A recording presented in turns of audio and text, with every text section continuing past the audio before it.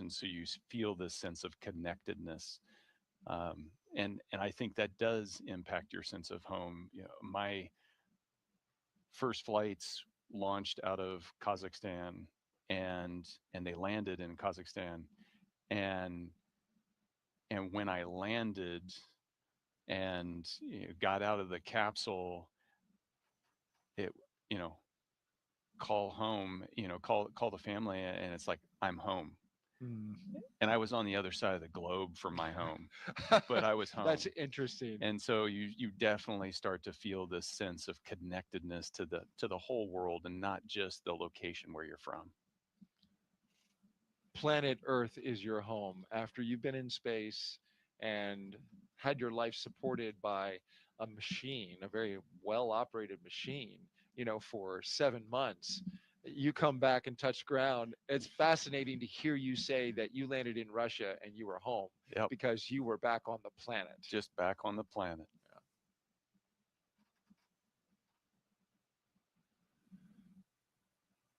Well, these 4 crew members are preparing, as we've been watching them get ready for launch.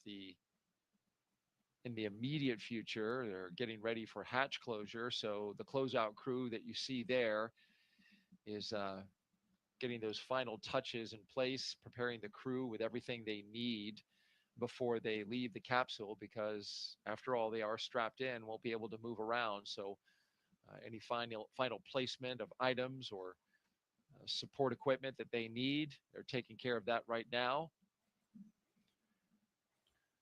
Yeah, there's lots of gear that you end up with on you once you're strapped in that you didn't have on you as you were heading out to the launch pad. Probably the easiest thing to see in the view is the satchel that's on their left thigh. It's a knee board so that they have a place to write and take critical notes. Dragon, ready for comm checks. Copy, ready for comm checks. We are configured for umbilical comm checks. So seat 1, seat 2, seat 3, seat 4, comm check. Seat 1, loud and clear. 2, loud and clear. Seat 3, loud and clear. Seat 4, loud and clear. Core, all were loud and clear. Umbilical comm check is complete. Report when ready for seat rotation.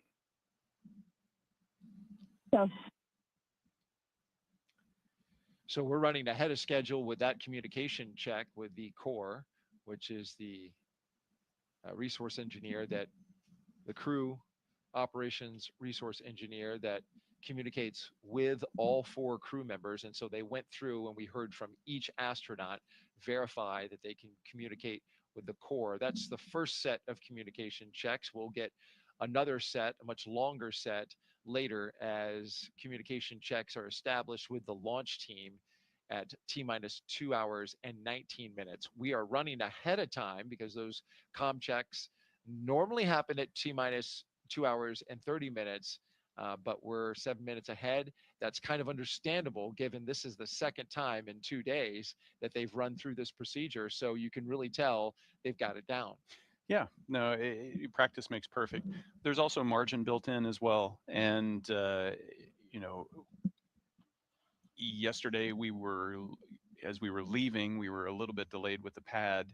And so they slowed their approach to the launch pad with the crew to accommodate that. And then SpaceX made up that time, and we got back on track. And so that's important to note, that as you still have 2.5 hours to launch, there are built-in margins that we create the opportunities to address any issues that pop up.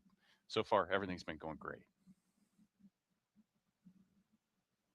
Yeah, so today they could just zip right out to the pad, and it felt like that's what they did. They got out there pretty quick. If everything works great, you end up with long pauses and boredom. A sign that everything is going well. You're bored. No, but those comm checks, those were focused on making sure that those suits connect to the vehicle, and so that was focused on the crew. The next set's going to be really focused on the connections between the vehicle and the ground teams. They're saying their final goodbyes to the closeout team. The closeout team's doing its last checks. You can see they've got all their gear. knee boards, the satchels, their you know, personal gear that's inside there that they'll use once they're in free flight, like a headlamp, a flashlight when it gets dark. Um, everything's ready. Throwing their hearts at the closeout crew as the closeout crew exits the spacecraft. And as they do that and begin to prepare that side hatch to seal into place, one last look, our camera person getting a good view over the shoulders of the Dragon, ready crew for seat and rotation. into the capsule. That's a really special shot right there. Copy, Dragon. We will report when initiating.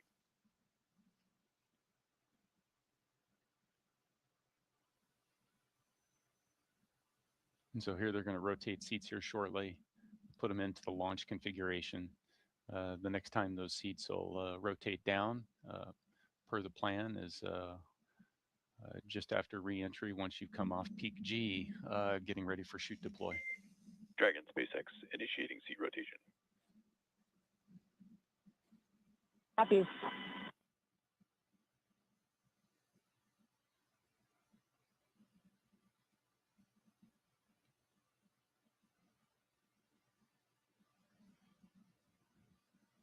And there go the seats, articulating upwards, putting the crew in launch position. Get a view below their feet as well. Yeah, you can see all the Some of that supplies. cargo, yeah. Yeah, you've got cargo on the right-hand side, some coolers, experiment lockers in the middle, and then you can see the left container on the left-hand side. That's your survival raft if you would need it. It'll deploy. We saw a video of that earlier.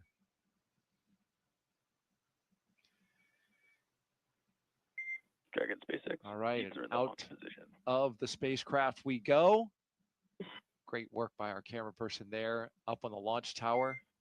Dragon, you have a go for section 2, suit leak check preparation. And a look at their signatures from yesterday. Copy. Go for When they section signed it, 2. I see Oleg's. Yeah,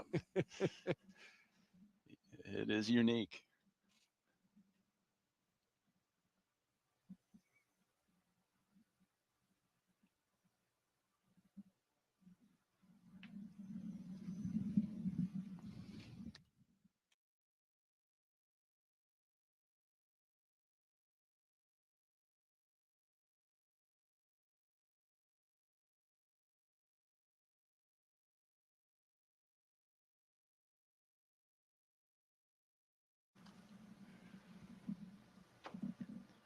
As the astronauts are seated into their positions here inside Crew 11 and the spacecraft Endeavour, we want to revisit your missions, all three of them, Nick, that you participated in.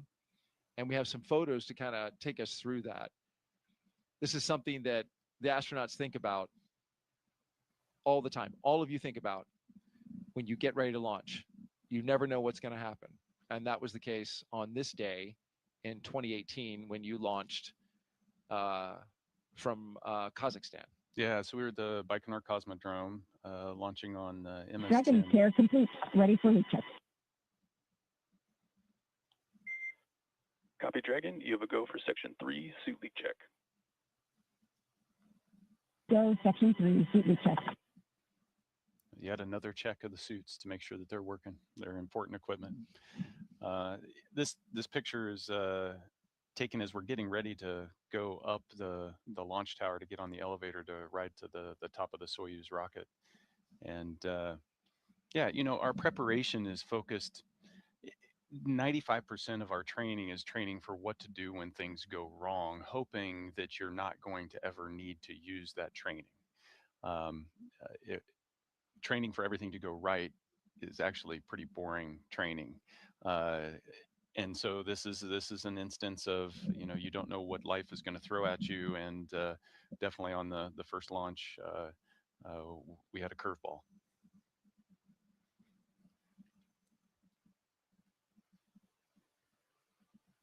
It was a beautiful day, not unlike today. You know, a fall day launching off the same launch pad that Yuri Gagarin launched off of, and 2 minutes into the flight, That's when staging occurs for the Soyuz, and for the Soyuz rocket, the the little external boosters on the lower half of the rocket are empty at that point, and then they gently separate and then propel themselves away. But on that day, one of them failed to propel itself away, and when you're 30 miles up going 4,000 miles an hour, the slipstream of the wind is strong enough that it forced that empty tank to impale the center of the rocket, and it disintegrated. In that instant, because everything happens fast when you're going that fast, uh, the launch escape system pulled us to safety. And so this is a still shot of that moment. It was kind of a violent side to side shaking. The alarm is sounding. You can hear it. You can see the alarm flashing in front of you. There's a light that comes on the console that says rocket emergency, and then you spend a second or so trying to figure out exactly what happens as you're slowly tumbling, continuing to coast toward space because we were going so fast. And so we coast all the way up out of that debris field up to about 90 kilometers. You made it to space. Yeah, depending on who you ask. Okay. Though was it 62 miles is the Kármán line? I don't know what the conversion is for the kilometers. Yeah, so they use 100 kilometers is the international standard. The military uses 50 miles. That leaves this gray area, and as far as I'm concerned, I walked away alive, so that it didn't matter. Amen. And so that launch escape system automatically sensed that there was something wrong, and pulled us to safety. So we landed. The flight was 20 minutes. Pararescue forces were there to pull us out, and within 6 hours, we were coming down at the airport, walking off the jet, able to embrace family. And you can see I'm giving Katie a hug, and that's your wife. That's my wife, and Alexei's there with his wife Svetlana, and our extended family is all there as well, and it's that sense of disappointment that it didn't work out, but also that sense Dragon, 4 good lead checks. Copy, Dragon. We see the same. Closeout team will perform final closeout steps and exit the capsule. You can proceed to section 4, side hatch close, and report when ready to close the hatch. In section 4 and will go.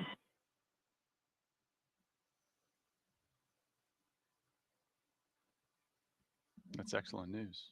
Yes. Good suits. And, but at the end of the day, that's what it's about, regardless of whether it's a successful abort or a successful mission. At the end of the day, it's about getting back to family. And you did that day. The launch escape system worked as it was supposed to, and it brought you back to your family, along with your cosmonauts, who was your fellow crew member, to his family as well. And that's why you train the way you do, is for moments like that. And it underscores the importance of safety, because this is a risky endeavor. It is. And, the crew members take that risk. The families take that risk right there with them. That's why we train. That's, we talked about the SpaceX Dragon, crew are ready for side hatch closure. Copy, crew ready for side hatch closure. We talked about that before, that international aspect training as a crew, during the abort, Alexei and I didn't have to communicate directly to each other. Dragon, SpaceX, comm check.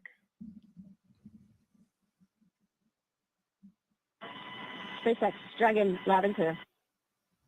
Core, loud and clear. Tetris comm check is complete. Stand by for comm checks with DC, MD, and LD in the launch configuration. All right, we have a long series of comm checks that we'll listen into here. Dragon, DC on countdown 1, comm check. DC Dragon, loud and clear. DC loud and clear. Stand by for comm checks with MD. Dragon, MD on countdown 1, comm check. MD, Dragon, loud and clear. MD has you loud and clear. Stand by for comm check over Dragon to ground. Dragon, MD on Dragon to ground, comm check. MD, Dragon, loud and clear. And I've got you the same. Stand by for comm checks with LD. Dragon, LD on countdown 1 with a comm check. LD, Dragon, loud and clear. LD loud and clear. Stand by for comm check over Dragon to ground. Dragon, LD on Dragon to ground with a comm check. LD, Dragon, loud and clear. LD loud and clear. Dragon SpaceX launch configuration comm checks are complete.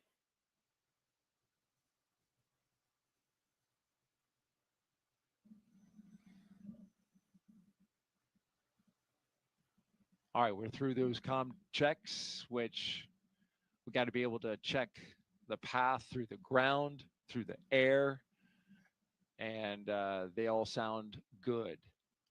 Back to what we were talking about as we continue now to your next mission, which is MS-12, and that is, this was just 5 months later, you went to fly again, and we should mention that part of that decision to fly again and jump right back in on a Soyuz rocket is just how successful the Soyuz program has been. You had no problem getting right back on that spacecraft and that rocket and launching into space, because that is a highly reliable spacecraft, has been for a long time. Yeah, absolutely. And what we do, this whole idea of being launched into space is predicated on the trust and faith in the teams that are creating that reliability, into the engineering that goes into the system, into every little detail, and all the redundancies in the design, so that when there is something that occurs, the backup's there. And so the launch escape system that rescued us on that day hadn't been used before, but it worked when it was needed, and that's so symbolic of the space program. There are so many things that are in place, and when they're called into action, they work because of the dedication from every person on this gigantic global team. And so you're ready to get back into it. And so 5 months later, it's Alexei and I plus Christina, who is getting ready to go up for a year-long mission, and we had a beautiful, pristine launch to the International Space Station.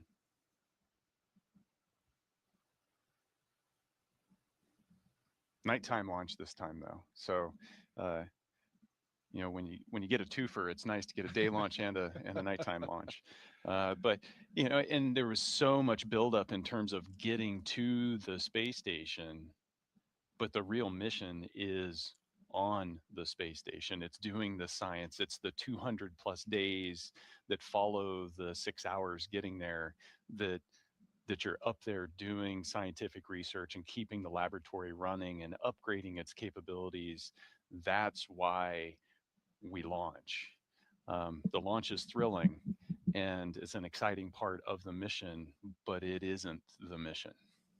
Well said, Dick. And you returned home from a successful mission aboard the International Space Station, and you can certainly tell that you were in space for a while. Yeah, I mean, you guys picked a great photo of me with a grimace on my face. You couldn't find anything better. I actually had an amazing time up there. Yeah. But when you come back, gravity is painful.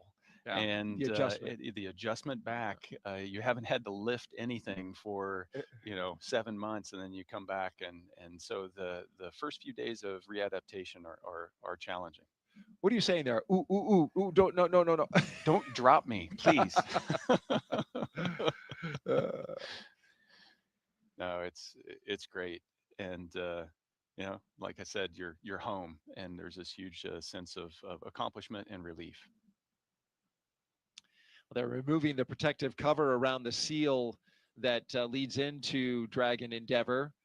That's to prevent any FOD from getting on it, but they will now take pictures and document exactly how it looks before they seal it shut, put a nice bright light on it, and go around and do that inspection.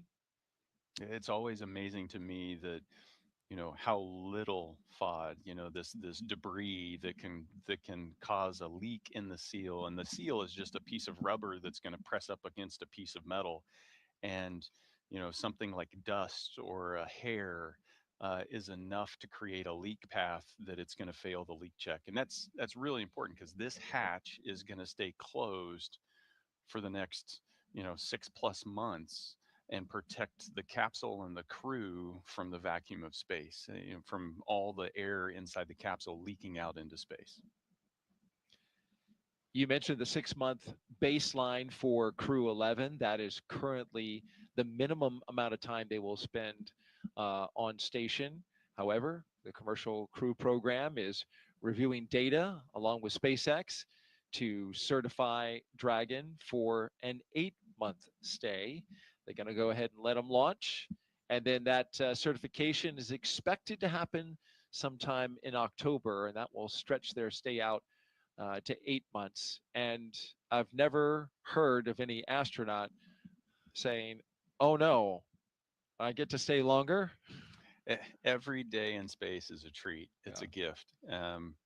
It's just such a spectacular experience, and it doesn't get old. So at the end of 180 days, this last mission I did was 171 days. The one before it was 203.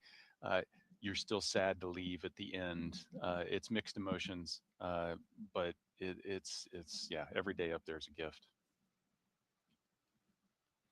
I got a little sad when you left yesterday.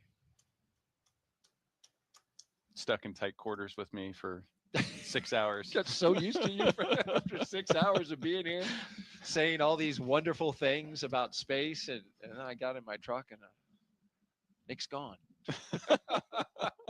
Good thing we scrubbed, because I'll see him again tomorrow. Well, thank you. I'll take that as a compliment. Absolutely. It's been an absolute pleasure and an honor listening to you tell these stories. And we have one last one. We want to talk about the most recent mission, of course, Crew 9. And this was, just last year. So you had a it hasn't even been a year since I launched. No, yeah, right. I mean, you're still pretty fresh from space, Nick. Yeah, it's you can see Alex and I. It looks a little more spacious in there when there's only 2 people. Sure does. Yeah, but at the end of September, in July, the decision was made to switch to a 2-person crew so that we could create the open seats there for Butch Wilmore and Sonny Williams to come back with Alex and I. Their Starliner had some issues, and so they, NASA decided to bring it back uncrewed, and so Butch and Sonny, they made the decision to have them join our crew and rotational mission to go up there and do a 6-month full-length, long-duration mission. And so Alex and I launched, and priority 1, beautiful launch. Ours was kind of the exact opposite of what we had yesterday. I know. Where it was, the weather was trash all day long, except for the 30 minutes right before launch. And so we launched into this beautiful hole in the sky. And yesterday was just the exact opposite. The priority was, let's get to space and let's integrate Butch and Sonny into the Crew 9 crew. And so you can see us there in the capsule together. Butch is in the far field. Sonny's just off the camera in the near field. And from, day 2 on the station, we were Crew 9 there for our, 6 months of scientific research. That is the mission, is to go up there and do that research and maintain the station and, continue to discover. And then we were able to, get everybody back home safe, which in the end, that's again what it's about. It's about getting back to the family and giving them a hug. And that was such a high profile mission, Nick. It was very much in the spotlight. Even, when I talk to people who know I work at NASA, they say, "Oh, what those two astronauts that got stuck up at station?" It's like, that was stuck was the word that just did not. Stuck got stuck. Yeah, right, it did. Stuck. But they transitioned. NASA made a decision, and immediately they became test flight, crew members into regular increment mission specialists, and they just made the pivot. They worked on station. They worked alongside you. They were a part of Crew 9. Yeah. And you brought them home on Dragon. And, it was really making the best of a situation, a decision that was made, to get full use of their time being, having expended the energy, the effort, the money to get them up on station. Yeah. Hey, let's put them to work. Yeah, and yesterday and today, the Dragon theme. SpaceX, the closeout team is taking final steps in preparation for side hatch closure. Stand by for hatch closure and then transition to pad hatch closed. Ensure all items are secure from now through launch. Dragon copy from Wilco.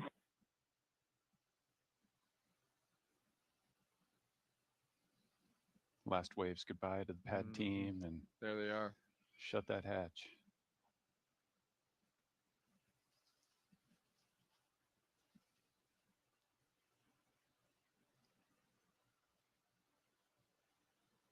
And the closeout crew closes the hatch to Dragon Endeavour, sealing the astronauts inside for their journey to the International Space Station.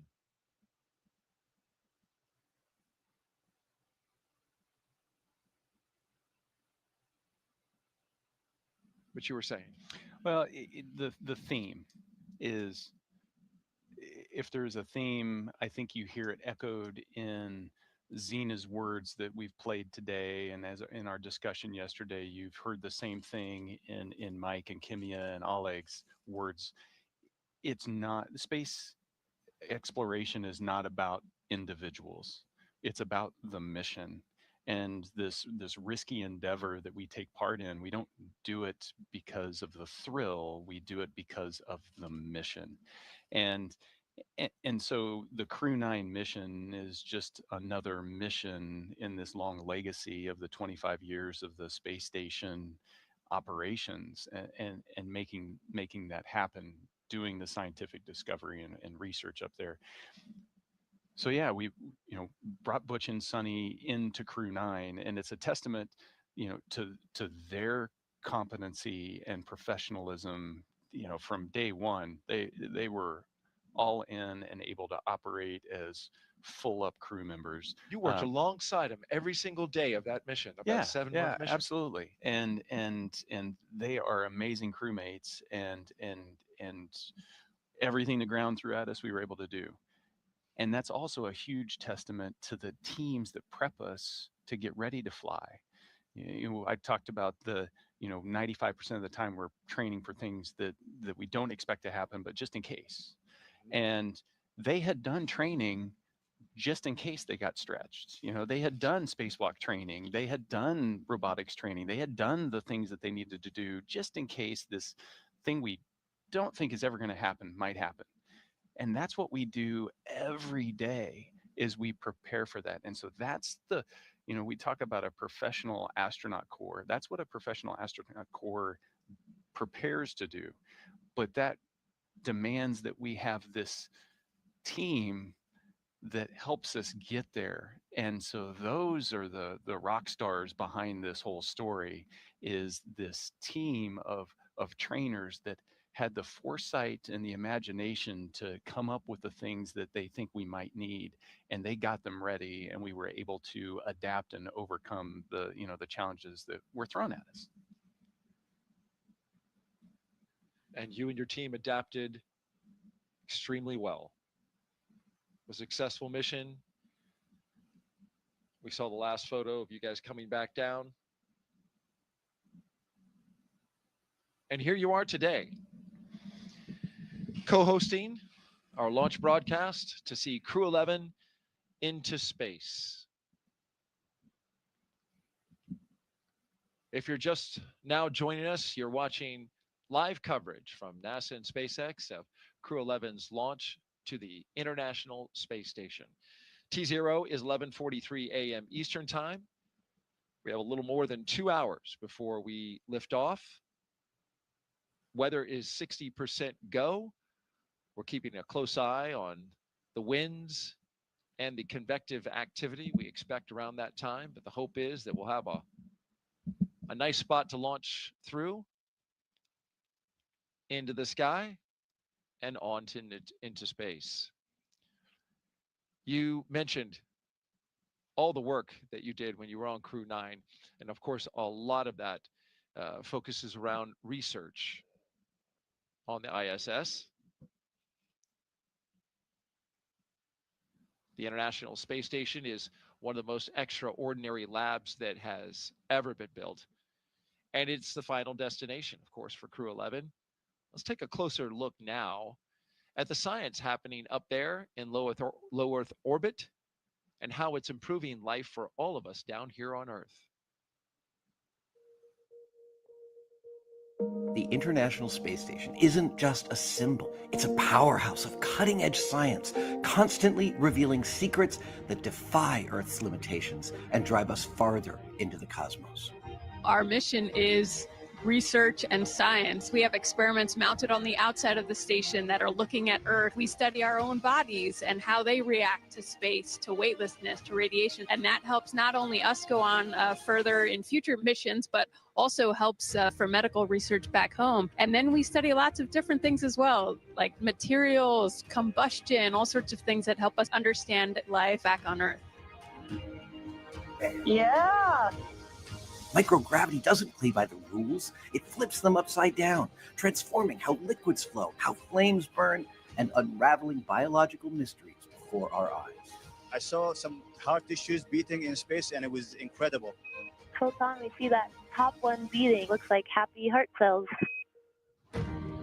But we're not just along for the ride. We're explorers, diving headfirst into the challenge and harnessing the power of this unparalleled platform, just as we have been for decades.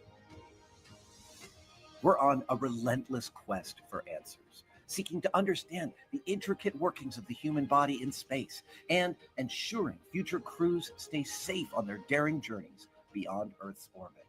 The human aspect of human space exploration is always going to be very important for decades to come. And when it comes to technology, we're not waiting around. We're discovering new ways to grow crops in harsh environments and engineering innovations to tackle Earth's greatest challenges. We have amazing technology that allows us to recycle water and create water for us to drink. It's delicious. Microgravity isn't just a curiosity. It's a game changer in the fight against diseases back on Earth, paving the way for breakthroughs that benefit us all and enabling new economic opportunities in space. Welcome, Axiom 3 on board the International Space Station. From our vantage point more than 200 miles above Earth, we are not just spectators. We're gaining unprecedented insights into the world we call home, and we're sharing our findings openly. We're not just achieving results today. We're sparking inspiration in future generations of explorers and embracing the power of global collaboration as we reach for the stars. What was your favorite experiment on the International Space Station? Toby, great question. My favorite experiment was the one that I got to eat. It was us growing hatch chili peppers in our plant habitat. Station Huntsville on 2, we have video in node 1. Look at those chili peppers. And as we soar through space at 17,500 miles per hour, each moment is a step closer to unlocking the mysteries of our Earth, our universe, and propelling our pioneering spirit even farther into space. So come along for the ride aboard the International Space Station.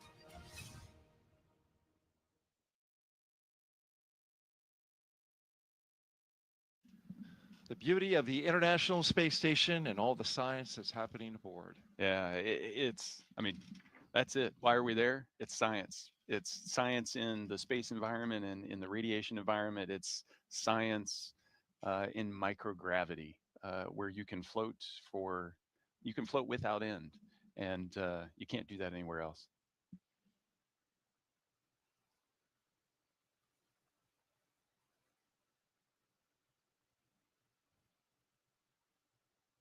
Well, as you can see from this shot, looking skyward, up past the Falcon 9 rocket and Endeavour spacecraft, our astronauts are aboard.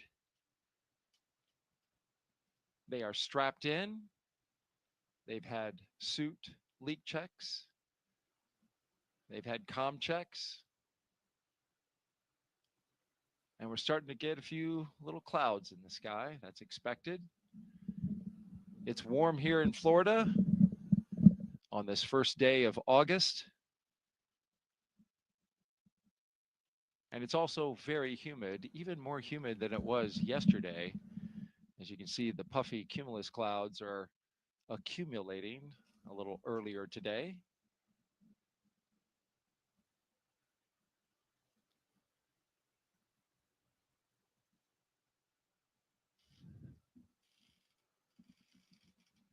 While we have this moment where we have a natural pause in the action, let's take a look at our crew today and introduce you to the entire team. They are led by Crew 11 Commander, NASA astronaut Zena Cardman. She holds a Master of Science in Marine Sciences from UNC Chapel Hill. Cardman has experience with NASA research in the Canadian High Arctic and has supported real-time station operations and lunar surface exploration planning. She also likes rock climbing and powerlifting in her free time. And you trained with her for over a year. Yeah, almost 18 months. She's a person of many talents. But most importantly, she's got an infectious personality. Her positivity and she's just a fun person to hang out with. It does. It radiates from her. It does. Yep. You know? Yep. And that's, if you're going to be in a capsule for 15 hours or 20 hours or 40 hours, or you're going to be in a station in close proximity to somebody for 6 months or more, you want somebody that you enjoy hanging out with. And I certainly enjoyed our time together when she co-hosted our launch broadcast for Crew 9, when we watched you, Nick, go up into space. Michael Fink is our pilot and funny man. Only, according to him, the only second funniest crew member aboard. He is a veteran of 3 space flights. Fink has completed 9 spacewalks, totaling 48 hours and 37 minutes of EVA time. He spent 382 days in space. Fink is a certified pilot for Boeing Starliner and SpaceX Crew Dragon, as well as a co-pilot, flight engineer on Soyuz, and a mission specialist on the space shuttle. Fink enjoys spending time with his family, traveling, geology, and learning new languages. Equally, somebody that's enjoyable to hang out with. It's true. It's, you can say that about all of this crew. Just Dragon great SpaceX, people. we had a good side hatch leak check. Dragon copies. Good leak check. Great news. That is great news. That is. And so that means that the crew is sealed up inside, safe from the hostile environment of space once this Dragon spacecraft gets into Dragon SpaceX, gets into orbit. We are commencing health check for launch escape system. Expect momentary flight computer state change, followed by a transition back to pad hatch closed. Dragon copies. We'll monitor the flight computer state changes.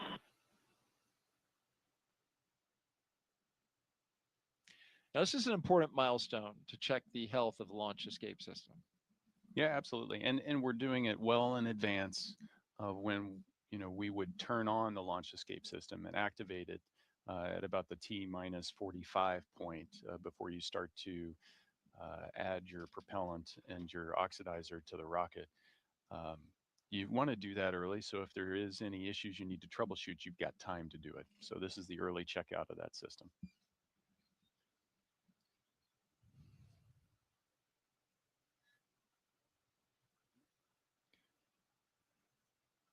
Let's introduce you to our mission specialist now. Kimiao Yui is the JAXA astronaut on board. He's Crew 11's mission specialist. And with 142 days in space, this will be Yui's second trip to the space station. Yui flew as a flight engineer for Expedition 4445 and became the first Japanese astronaut to capture JAXA's H-2 transfer vehicle. In November of 2016, Yui was assigned as chief of the JAXA astronaut group.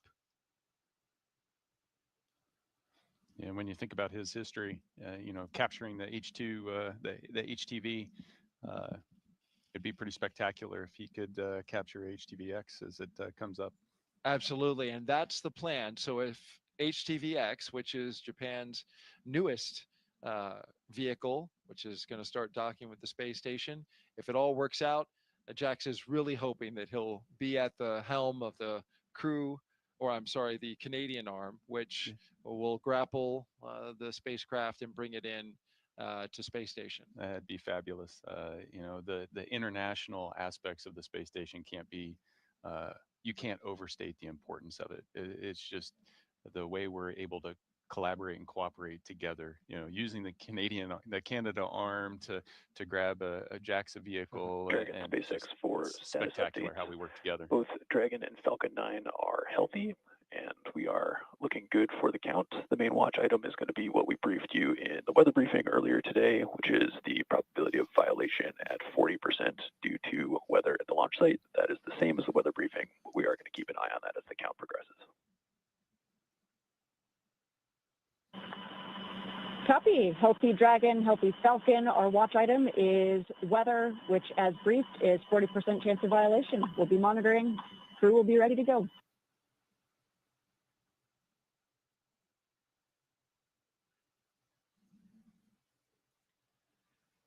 And lastly, the Crew 11 mission specialist, Roscosmos cosmonaut, Oleg Platonov. This will be his first trip to the International Space Station. He graduated from the Krasnodar Higher Military Aviation School of Pilots with a degree in engineering and military rank of lieutenant. He is married with one child, and he is taking a toy from that child. Who the child is good that with sounded it. terrible. It doesn't. He has taken his children's toys, but he's taken it into space. If we Here, I'm going to take your favorite toy away from you. Is this no. your favorite? Okay. No, and that's one of the cool things that, you know, we're allowed to do is take, you know, little mementos that, you know, we can take that remind us of our friends and family and loved ones, and then we, you know, at the end of the day, we get to bring that back to them, and then his child's going to be able to hold that dear the rest of their life. It really has to be special. I have a son, a young son, and I look at his toys with nostalgia, right? I see him play with them. I see how much they mean to him. And then to add that additional sentimentality to it that's just cool.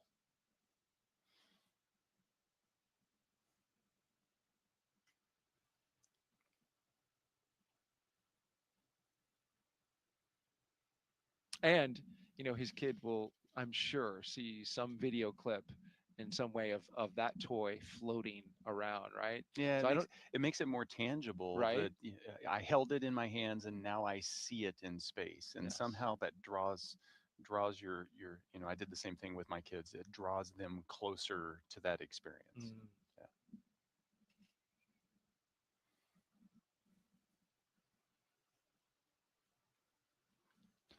So the vehicle's clean, everything is tracking well, and we're waiting on a weather update. I propose we focus on the 60% go as opposed to the 40% probability of violation. We just can do seems that. more. It seems more glass half full. To me. It does, doesn't it? And we that's what we put on our graphic. We put the go. Officially, it's given to us in a POV. And I understand that. Statistics are the way they are for a reason. That's right. But Nick is positive thoughts he today. is doing his best with the positivity here, and I appreciate it greatly.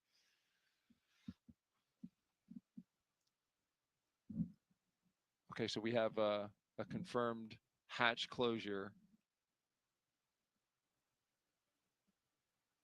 And so we'll start to see the closeout crew wrap up operations there in the White Room. And all of this is well ahead of schedule. So that's a good thing. They got plenty of margin if they need it. Absolutely. Margin's a good thing to have.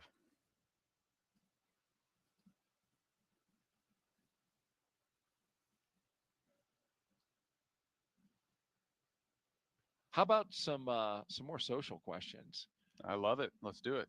Yeah, keep them coming, folks. You can do it with hashtag AskNASA through the various platforms, Facebook, X, YouTube, and Twitch. Our next question. Abigail C3 asks, are there any space, quote, pioneers that have inspired Nick during his career or leading up to it? Did you have mentors at NASA? Well, let's take the first half of that question and talk about the pioneers. Yeah, pioneers. I read lots of biographies, autobiographies as I was growing up of, the Apollo generation, the early space program. I was fortunate enough on my first space flight, actually before that, after I'd been selected at NASA, every couple years we have a reunion where all the current astronauts, former astronauts gather together, and I got to meet Michael Collins, and he is somebody that I had always looked up to, and it just, if you read his book or you just read his history, for me he was the epitome of, we said it earlier today, it's not about the individual. You do the job that the mission requires you to do, and to be part of the crew that landed on the moon, that first landed on the moon, but be the only member that, hey, your job is so important, we need you to stay off of the moon to make sure that we can get them back home safely, and you do what it takes, and that's what we ask of everybody that joins the astronaut corps is we're going to need you to do what the mission requires. And that's an example that sticks in my mind. And during my first flight, he came to mission control, and I was able to do a downlink and chat with him. Oh, wow. So it was a full circle moment, and something I'll never forget.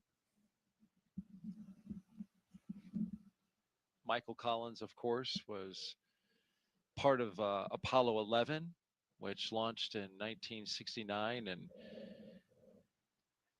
helped land the first man on the moon for the United States.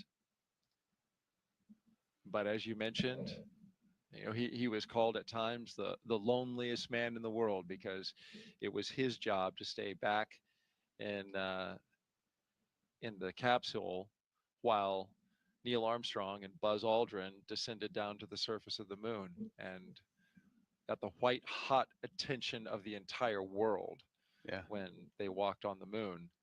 And there was Michael Collins, steady, waiting for them to get back. Taking care by of himself. the ship, taking care of the ship, making sure that he was ready to receive them when they came back. And then what about now? If you can share, do you have any mentors? Well, the astronaut office is such a close group. You get to interact with so many people. So, I can point to today's crew. So Spanky's been part of the office since I showed up. And this is Mike Fink. Yeah, and he has, been there as kind of this force helping shape the commercial crew program. And just being able to watch that, and we have a similar background. I was a Air Force flight test engineer before I transferred over to the Space Force a few years ago, and he was an Air Force flight test engineer, and so we had a similar military background, and so there's lots of those touch points inside the astronaut corps, and so we work together to make each other better. Such tremendous experience just within the astronaut corps. It's a great point, Nick. You've got highly experienced veterans who have flown on space shuttle, and you have the new generation of astronauts who are flying on the commercial vehicles. Yeah. So it spans the gamut. It does. It does. Well, Expedition 72. My U.S. crew members up there were Butch Wilmore, Sonny Williams, and Don Pettit. So by comparison, I was the rookie. But I had previously done 3 spacewalks and been up there 200 plus days. Right. I was still the rookie. So there's lots of experience inside the astronaut corps, and part of that is making sure that experience gets shared down. So it's exciting to watch Xena and Oleg launch on their first missions to start to accumulate some of that experience. It's a passing of the baton. Really enjoying your insight and your experience as you talk about it, Nick. Astronaut Nick Hague here with us, commander of Crew 9, also flew on Soyuz. We are T-minus 1 hour and 49 minutes and counting until the liftoff of NASA's SpaceX Crew 11 mission. We have 2 astronauts and 1 cosmonaut inside of the Dragon Endeavour atop the Falcon 9 rocket from Launch Pad 39A at the Kennedy Space Center in Florida. Of course, they are headed to the International Space Station to help maintain the orbiting lab. Once on board the International Space Station, Crew 11, as you see there, will become members of Expedition 7374. They will conduct research to develop the production of nutrients in space, such as vitamins. They will also evaluate mass-producing human-induced pluripotent stem cells, or iPSCs, to develop cell-based therapies for diseases such as cancer, also as a possible alternative to antibiotics. Crew 11 will test phage therapy to treat bacterial infections.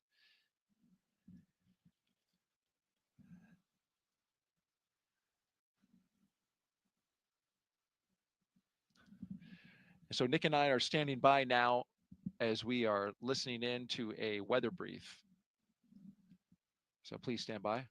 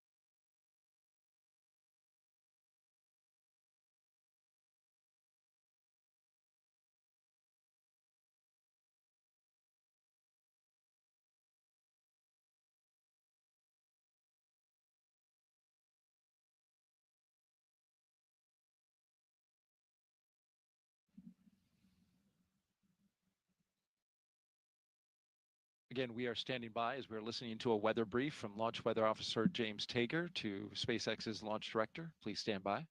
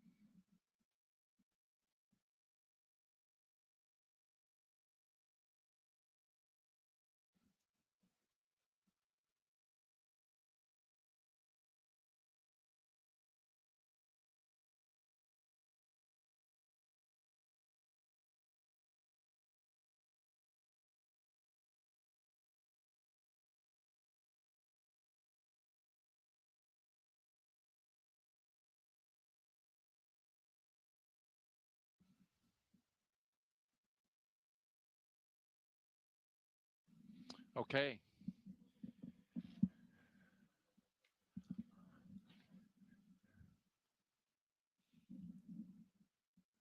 All right, so we have been listening to a weather brief. This was off air, by the way, but Nick and I listening to Launch Weather Officer James Tager give an update to Launch Director for SpaceX on the weather. This is something that they had set up a few hours ago to do one at the T-minus 2 hour mark. And so here we are, and we have the update. And basically what they said was, it is a sit, watch, and wait situation. We do have increased moisture in the atmosphere. You can certainly see that in the picture in the lower right hand of your screen. Cumulus clouds, light ones building in the area. The question is, when these sea breeze storms and clouds develop, they are going to develop inland, which that launch pad that you see right there is literally 500 feet from the beach. So it's all the way as close as you can get to the water, right there at the Atlantic Ocean. But you see two things here in the weather. You see some low, thin, puffy cumulus starting to, be created in the area, starting to develop. And then you see those high cirrus clouds. Those high clouds are drier in nature. You want to see those. They are moving over the area. They look at those as a sign of good things, potentially to kind of mitigate against the increase in moisture.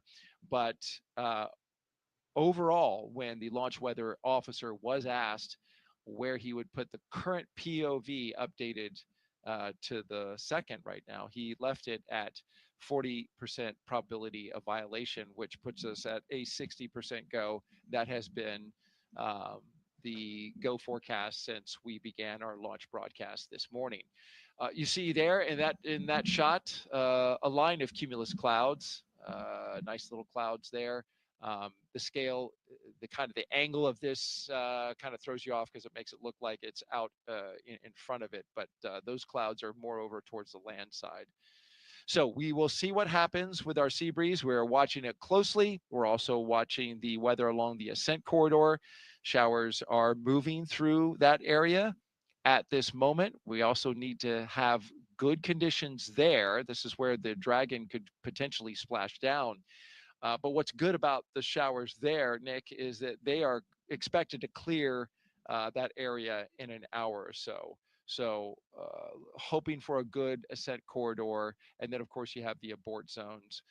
If they were to get to orbit, that they would later splash down to. They are monitoring those as well. So essentially, more watching, more waiting. We've got a crew that's ready to go. And we've got weather that's just a watch item and continues to be at this moment. Yeah, no, and it's actually, for me, it's fun to listen to that back channel conversation, back and forth between, the weather office over at the 45th Space Launch Delta and SpaceX, because you get to hear the depth of analysis that's going into, making sure that every step of the way, the weather is going to be good enough for the crew, and so things are continuing to go. We're still 60% go. I'm staying positive, and it's great. Well, we got really close yesterday at 12:09 p.m. Eastern time. We were just a minute away. And so today we'll be at 11:43 a.m. Eastern time. So if everything tracks as it did yesterday, then we should be good to go. How about that for some positivity from your co-host? I love it. I love it. All right. T-minus 1 hour and 40 minutes and counting. Let's take you now inside Mission Control in Houston, where flight controllers are constantly monitoring the International Space Station and the people living aboard. NASA's Sandra Jones is live there at Johnson Space Center. Sandra, good morning. Hey, good morning, and thank you, Daryl. As you said, this is Mission Control Houston in the International Space Station Flight Control Room here at the Johnson Space Center in Houston, Texas. The team is continuing to prepare for launch today and is being led by Flight Director Anthony Varia. Today, we will be hopefully launching the 11th rotational crew mission to the International Space Station under the agency's Commercial Crew Program. Following Crew 11's arrival, the space station will have a total of 11 crew members representing 3 different agencies aboard for just a few days. Once on board, Crew 11 will go over handover procedures with the off-going Crew 10, including a safety briefing and orientation, and then the new crew will jump right in to help advance scientific knowledge and demonstrate new technologies. After a few days of handover activities, the members of Crew 10 will prepare for their undocking and return to Earth. Direct handovers between crews allow for continuity of the activities and helps to ensure a continuous U.S. presence on the International Space Station, which is about to celebrate 25 years of continuous human presence in November. Ahead of Crew 10's return, JAXA astronaut Takuya Onishi will turn over command of the International Space Station to Roscosmos cosmonaut Sergei Ryzhikov. The space station is currently in Expedition 73. And here is a look at that mission patch on your screen. In the fall, NASA astronaut Chris Williams and Roscosmos cosmonaut Sergei Kutsverchkin and Sergei Mikheyev will join the on-orbit crew. Shortly after the departure of the Soyuz MS-27 with NASA astronaut Johnny Kim coming home will mark the commencement of Expedition 74, which will be led by the new commander, NASA astronaut Mike Fink. All this, of course, coming up after today's launch. We will continue with the countdown, and with under 2 hours before launch, we'll send it back over to Kennedy. All right. Thank you, Sandra Jones. Back here at Kennedy Space Center, you're looking up at the Falcon 9 rocket and Dragon Endeavour with Crew 11 inside the spacecraft at the very top. This is Launch Complex 39A here at the Kennedy Space Center, a historic launch pad where launches to the moon have happened, as well as the long and very successful space shuttle program. We've documented the astronauts' path and crew members' path to the pad today, starting at T-minus 4 hours and 10 minutes. We saw them through suit up, all 4 crew members getting into their spacesuits. They checked them for leaks and then had them head out the door to their waiting vehicles. 3 Teslas parked outside astronaut crew quarters. They jumped inside and under security escort made a 20-minute drive across the Kennedy Space Center to this location that you see here, Launch Complex 39A. Once inside their spacecraft, they performed umbilical checks, they did communication checks, and they pressurized their suits a second time to make sure they are good to go for launch. The closeout crew sealed the door, the side hatch, which is used to enter the spacecraft as well as leave it. They sealed it up for the final time before going into space. And now we are marching to our next few milestones. We have some margin in the schedule now, so a little time for the astronauts to, as Nick was telling us yesterday, do some reflection chat amongst themselves. And there was a phrase that you used as well yesterday, chair fly. Yeah, aviation term. Yeah. To, sit there and visualize what you have to do and go through the motions mentally of everything that's going to come down the road. And so chair flying the launch sequence and everything that you're going to have to do, thinking about all the different radio calls, all the different cues that you need to be able to see. That's chair flying.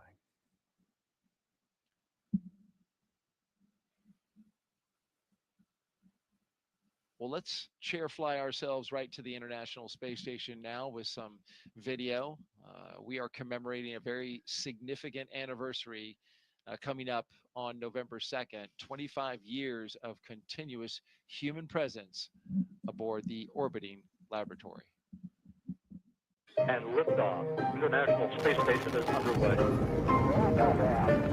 We are in the golden age of the space station right now in terms of the return on investment and what we're able to do there. One of the great legacies of the space station is not just going to be science, but very importantly, the international cooperation. This is perhaps most prominent, international cooperation for exploration.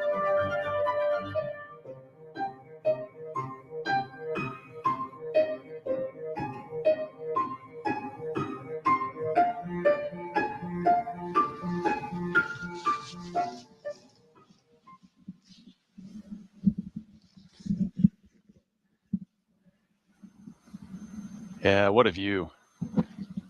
25 years.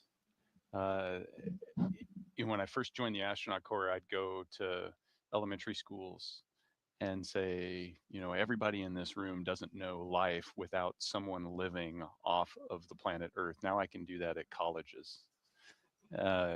It's just impressive, the legacy of scientific research and international cooperation that the station program has built over the last 2.5 decades. It's a treat to be part of that, and everybody that's part of human spaceflight, that big team I keep referring to, that 100,000 people across the globe, everybody should be so proud of being part of that.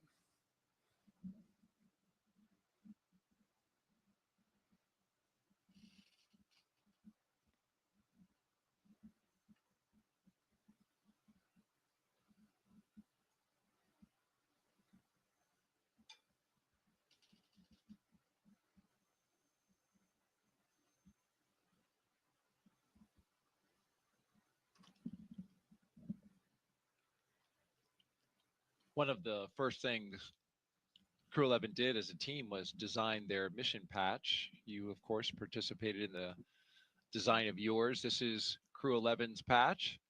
Its colors celebrate the 3 nations they represent, and the 3 stars you see in there, they honor their space agencies working together, NASA, JAXA, and Roscosmos. 2 sunbeams form the number 11 that you see shaded in the background, shining on a tiny blue dot, our home on Earth. A dragon looks on, a nod to both the spacecraft and the spirit of exploration, while a red flame wraps around it, all symbolizing the full journey: launch, life in space, and a safe return home.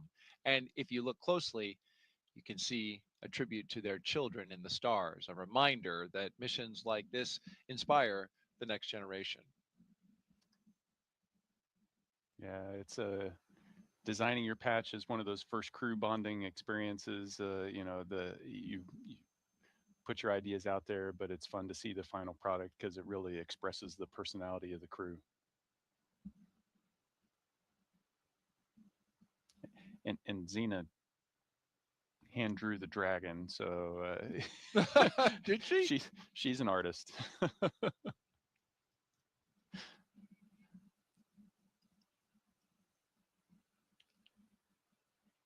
We're going to talk more about her artistic talent later in the show when we get closer to liftoff.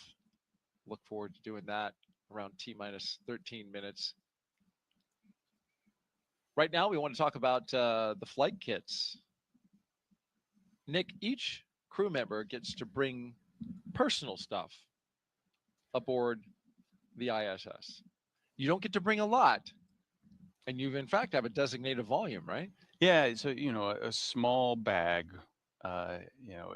getting things to and from space is expensive, uh, but it is important because you are going to be living on the space station, and so being able to bring some personal effects that help connect you and ground you to your friends and family and loved ones that are on the ground. So here's a small bag. You get to put a few things in it. Can't be too heavy. Can't be too big. And everybody brings up unique things. And certainly that's what Commander Zena Cardman did, and you had a hand in helping get her flight kit stowed away and put into place. She told us that she's bringing, of course, photographs of family and friends, photographs carrying that have her team members in it. She's carrying some for them that she's going to then return to them. Training team, instructors, flight controllers, the people who keep the crew safe while they fly. And so she has those, but in addition, she also has cards that her late father wrote her that have been up there since Crew 9 went up, since you went up. Yeah, so the things that we get to take up often don't ride up with us in the Crew Dragon. They come up on a cargo vehicle, and so our Crew 9 effects went up before the crew change happened.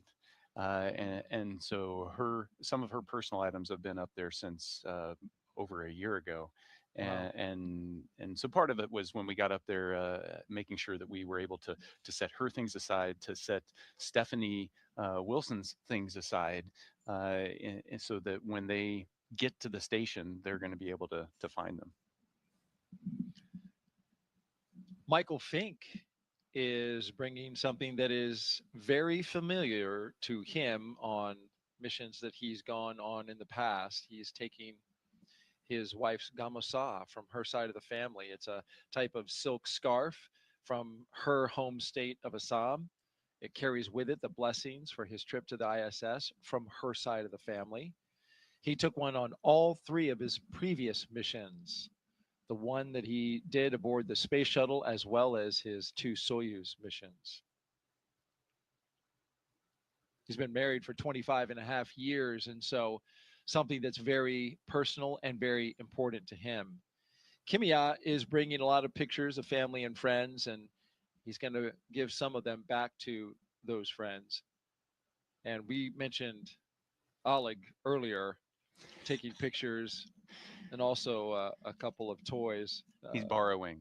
He's borrowing. He's borrowing. That's a the good way toy. to put it. With a very much an intent on returning them with some additional status. A space flown toy. Yeah, the space flown.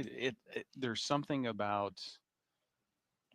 I think this desire to bring photographs, to bring things to space, and then bring them back to your friends and family.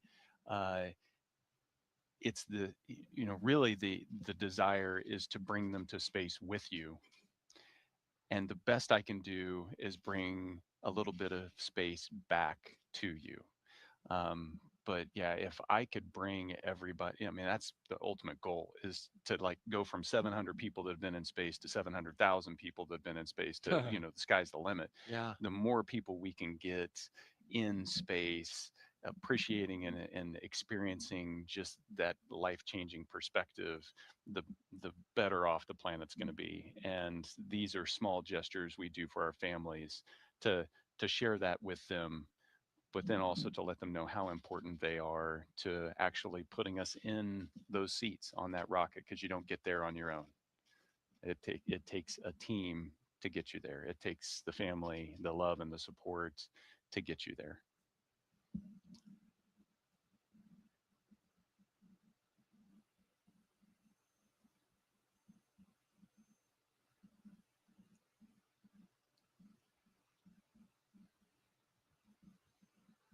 In addition to the flight kits, of course, Crew 11 taking science up as well. And some of the experiments they'll be working on include how do you grow vitamins in space, or even use viruses to fight bacteria on a spacecraft. For the past year and a half, Crew 11 has been training to support cutting edge research like this aboard the International Space Station. First up is Bionutrients 3. This study is looking at how to make essential vitamins and nutrients in space so astronauts can stay healthy on long missions. They'll be testing samples like yogurt, kefir, and a yeast-based drink to see how well they work in microgravity. Next is Stem Cell X IP1, which uses space to grow stem cells. These cells can turn into any type of cell in the body and could one day help treat diseases like cancer. Growing them in microgravity may produce more cells and better ones, higher quality stem cells that we can then use on Earth. And then there's Genes in Space 12. It's testing phage therapy, which uses viruses that target and kill bacteria. It could be a powerful alternative to antibiotics, especially in space, where infections can become harder to treat. Some pretty interesting research happening on station, Dick, and stem cells, of course, that research has been around for a little bit, and even you got to work on stem cells in space in your time on the ISS. Yeah, and the comparison between my first mission and my second mission, just the complexity of the experiments that we've been able to start to do up there it's just exploded. And so we're really starting to see return on the investment on maximizing the output of our facilities up there. But those three experiments that you highlighted they're pretty cool because they highlight different aspects. The stem cells, Genes in Space 12, it's the 12th iteration. So we've been doing this a long time. Yeah. Stem cells, it's getting really complex. Then you're talking about nutrients in space. And that's how we're leveraging the space station research to be able to inform us on how we're going to do deep space exploration. Because we need to learn some of those answers here close to home, where you're a few hours away from the surface and we can iterate quickly versus taking it months or years away from the Earth, and you can't iterate as fast and learn as fast. So the space station, I was impressed with a lot of the things that I was doing this last time around were all focused on how are we reducing risk and learning more that's going to help us get back to the surface of the moon and onto Mars. That's the focus now, and where so much research, the human research as well aspect of it. How can we help astronauts survive the hostility of space in deep space, going out to Mars, going to the moon? So much has been focused on that recently, and it's important because there's a lot of technology that we have yet to develop to help make sure astronauts are going to be safe on that journey. Yeah, and and you see this budding start of that understanding and helping really propel us deeper into space. But then you also see that level of complexity build up on the research that we're getting to be able to leverage like the stem cells here on the ground to make life better for everyone on Earth. And that's the goal of exploration at its biggest, is going and discovering and learning so that we can make things better back here on planet Earth.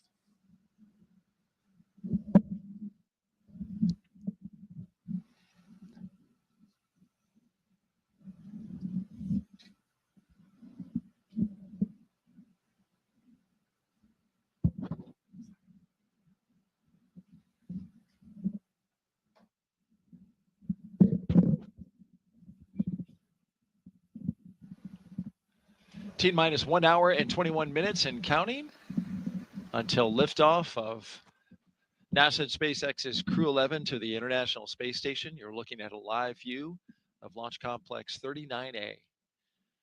That's Dragon Endeavour, the flight leader in the SpaceX fleet of vehicles. Today would be its 6th flight. Dragon Endeavour has flown 5 previous flights Since its first flight in 2020 for Demo 2, SpaceX's Endeavour Dragon has been a workhorse for NASA's Commercial Crew program, flying mission after mission. It has safely carried astronauts to the International Space Station 5 times: Demo 2, Crew 2, Axiom Mission 1, Crew 6, and Crew 8. In all, Endeavour has flown 9 astronauts, 3 space tourists, 2 Roscosmos cosmonauts, 1 retired NASA astronaut, and 1 ESA astronaut, and an Arab astronaut to and from the International Space Station. And Crew 11 marks Endeavour's 6th mission to the ISS. And there's been some fun that's been had along the way as well. That Endeavour has seen some fun crews. The bar is high. Choreographed dancing is that's a special skill. Those were your friends from Crew 1 that we saw with the sweet moves.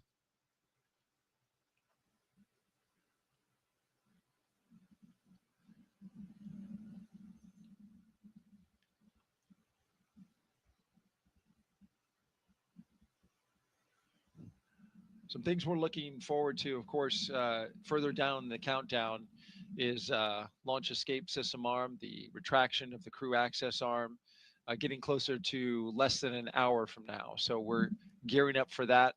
Also, the big one, T-minus 35 minutes, we'll begin tanking this rocket with propellants in order to make this flight to space.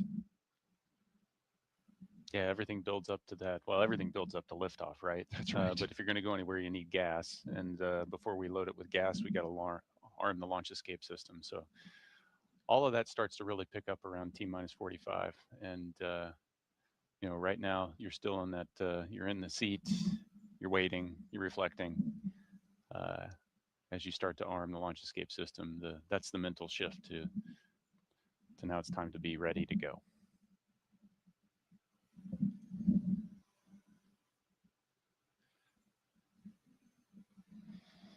We have time for another social question? We do indeed. Let's take one. Christy asks, how do they store, drink enough water on the space station? This is a great question. Oh, this is great. You can go so many directions with this. Why don't you go into all of them? So water is really heavy, surprisingly. And heavy things are expensive to launch into space. And we'd need to launch way too many rockets if we didn't learn how to recycle our water. And so at its simplest form, what we're trying to do on the space station is mimic the things that happen on the ground. The Earth naturally recycles its water. On the space station, we have to create these really complex machines in order to take dirty water and distill it and purify it into drinking water. And we're able to do that with about 96 to 98% of our water up there. So we only have to launch a little bit of water each time in order to replace what we've consumed. So how do we recycle? What do we recycle? Well, we have to work out every day up there for 2.5 hours. And while you're riding the bike or running on the treadmill or lifting weights, you're sweating. And that sweat has to go somewhere. It evaporates off your skin, and the air conditioners inside of the space station collect that sweat, that humidity, and then they move that into the water purification system, and it turns it into clean drinking water. That's one source. Another big source is urine. And so as we go to the restroom up there, we collect that urine and put it into a urine purification system. And that turns it into dirty water. It's actually clean, but it turns it into dirty water that we put into the water purification system. And we use that. And so what was today's coffee is tomorrow's coffee, is the day after that's coffee. Well, you're looking live. Thank you so much for that. That was a great explanation, albeit a little bit gross. You're looking at a live view of Crew 11 at Launch Complex 39A at the Kennedy Space Center in Florida. Stay right here because in just a few moments, we will be expanding our live launch coverage.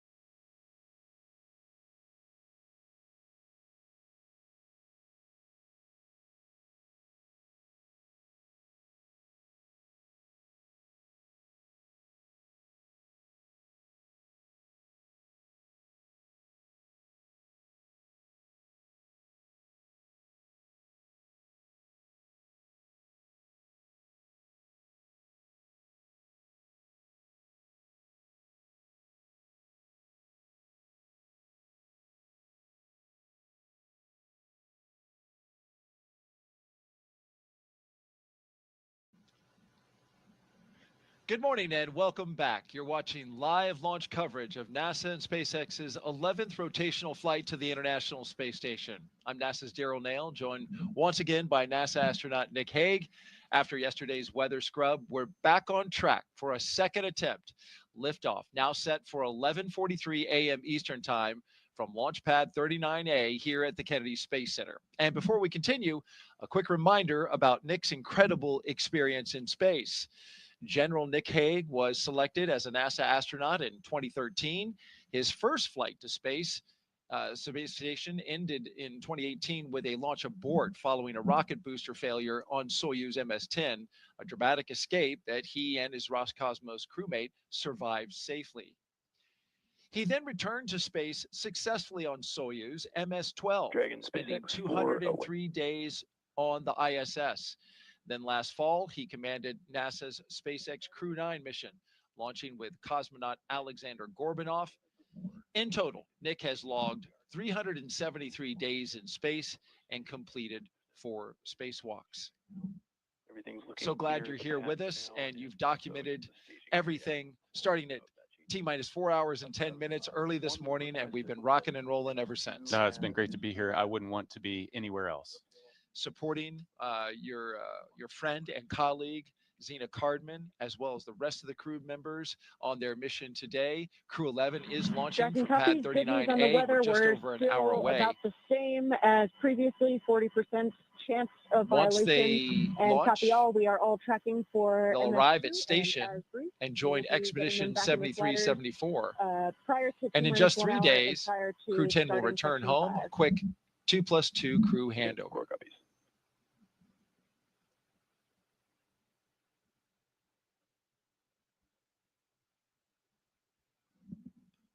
Yeah, so we had an update there about the weather. We had been monitoring that situation. The POV, which is probability of violation, still stands at 40%. That was the update they were giving.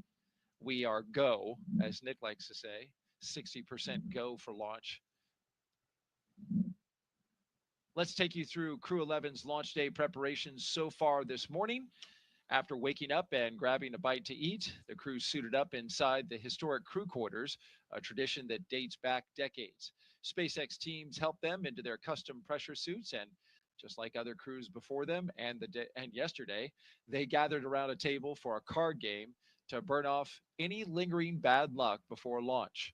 After that, they followed in the footsteps of every NASA astronaut since Apollo 7 in 1968 by walking out to greet a crowd of family, friends, and supporters. Then it was into their Teslas for a security escorted ride out to Launch Pad 39A. It took about 20 minutes to get out there. Of course, a journey filled with excitement and anticipation for a second attempt. They got a look at their rocket, stared up at it, and then walked across the crew access arm and into their spacecraft. And we've been monitoring them ever since. We're watching them live now, strapped into Dragon Endeavour as they await the next big milestones, fueling of the rocket and the arming of the launch escape system. These are big moments, and we'll talk the audience through them. Yeah, absolutely. It's right now they're waiting a little bit, but the excitement's going to start to pick up here when we arm the launch escape system and then put on the 1 million pounds of propellant that's going to go onto this rocket that we're going to turn into flame and push these guys into space. And if all goes well, that'll happen according to plan at 11:43 a.m. Eastern Time. Now, throughout the broadcast, we've been taking your questions from social media. We want to keep them coming. Just send them in on the hashtag AskNASA on Facebook, X, YouTube, and Twitch. And if you're watching NASA's YouTube channel right now, you can refresh your player or browser to join our chat. Okay, at this time, we're going to expand our coverage as we did yesterday to include our partners at SpaceX. So let's welcome back our commentators joining us live again from Hawthorne, California. Welcome back, guys. We're going to give it another go.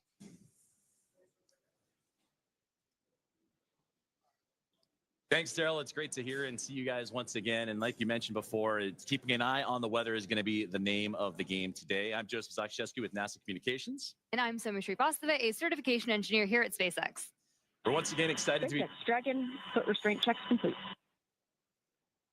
And you just heard the call down from the crew. Copies. Thank you. As they continue to march forward towards those milestones, their restraint checks, they're strapped in and ready to go. And we're once again excited to be joining you from Mission Control here in Hawthorne, California, as we count down to liftoff of Crew 11, just a little more than an hour from now. And as you heard Daryl and Nick talk about during yesterday's launch attempt, the weather played the key factor and caused the scrub. They walked right up to the T-minus 1 minute and 7 second mark. So today we continue to keep our eye on the skies and monitor the weather as the clock continues to roll backwards towards liftoff. Crew 11 is our 11th mission with SpaceX, operationally flying astronauts for long-duration missions to the International Space Station, and the 12th as a part of NASA's Commercial Crew Program with SpaceX. Crew 11 has 2 first-time flyers on board, as well as a veteran NASA astronaut and a veteran Japan Aerospace Exploration Agency, or JAXA, astronaut making their return to microgravity. The multinational crew also represents 3 different space agencies, Soumya: NASA, JAXA, and Roscosmos. And today's crew will fly aboard Dragon Endeavour, which was the first operational Dragon to carry crew on board during SpaceX and NASA's Demo 2 mission in 2020 with astronauts Bob and Doug. Endeavour has been pretty busy since then, having flown NASA's Crew 2 mission, Axiom 1, and NASA's Crew 6 and Crew 8 missions. This will be the first Dragon that gets to fly 6 times. Overall, for the Dragon fleet, this will be Dragon's 49th visit to the space station and its 19th human spaceflight mission overall, and the 5th Dragon flight just this year. And notably, today's return of the Falcon 9 first stage will be the last landing at Landing Zone 1 at Cape Canaveral Space Force Station. Now, over these last 3+ hours, Crew 11 has been going through the detailed process of getting ready for their mission, similar to what they went through yesterday on the first launch attempt and their ultimate destination, the International Space Station. So let's introduce you to the crew. In the commander's seat, as you get a live look inside the capsule, is astronaut Zena Cardman, conducting her first space flight. She holds a Master of Science in Marine Sciences from the University of North Carolina, Chapel Hill, and has experience with NASA research in the Canadian High Arctic. And she has also supported real-time station operations and lunar surface exploration planning. And sitting right next to Cardman is pilot Mike Fink of NASA, a veteran of 3 space flights. He has spent 382 days in space, including 9 spacewalks for an impressive 48 hours and 37 minutes in total spent outside of the orbiting laboratory.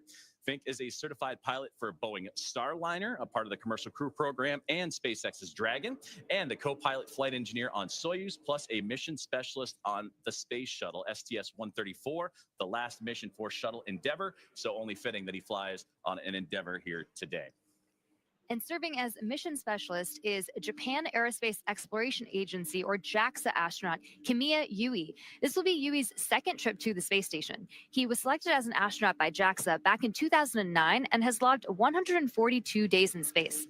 And to round it all out, Roscosmos cosmonaut Oleg Platonov is also serving as a mission specialist and was selected as a cosmonaut in 2018 and will be making his first space flight today. Now, once Crew 11 is on board the International Space Station, they will briefly become members of Expedition 73. And then they will join Expedition 74 in the fall, and that'll be following the departure of Soyuz MS-27, that spacecraft that'll carry NASA astronaut Johnny Kim in his return back to Earth. While on board, Crew 11 will conduct space station maintenance and scientific research to understand plant cell division, finding alternatives to antibiotics and microgravity, investigate producing essential nutrients on demand for long-duration missions, and study how spaceflight affects human physiology and psychology. And looking forward to hear more about that incredible research being done on this mission and how it will help prepare NASA and astronauts for their return to the moon and then on to Mars. The crew will also engage with students worldwide via the ham radio and use its existing hardware with newly integrated software to test backup lunar navigation solutions. Now, as we continue to monitor today's countdown, we're approaching that 1 hour mark, 1 hour and 3 minutes to go. So let's get an update on all things that involve the Falcon 9, the spacecraft, the crew, and more as we welcome in another member of our broadcast team, and Ronnie. Thanks so much, Joseph, and good morning, everyone.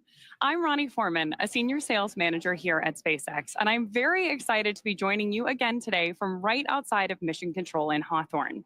It continues to be a smooth countdown this morning, and we're looking good for an on-time liftoff at 11:43 a.m. Eastern Time from Launch Complex 39A in Florida, as long as our weather continues to cooperate. Now, coming up here at about T-minus 45 minutes, we're going to be listening in for our team to report their readiness for propellant load with a final go, no-go poll. Here on the ground, teams will be staffed around the clock in mission control to monitor Dragon and the mission, not just today, but throughout the entire flight, from liftoff to Crew 11's arrival at the space station, all the way through splashdown when those astronauts return home.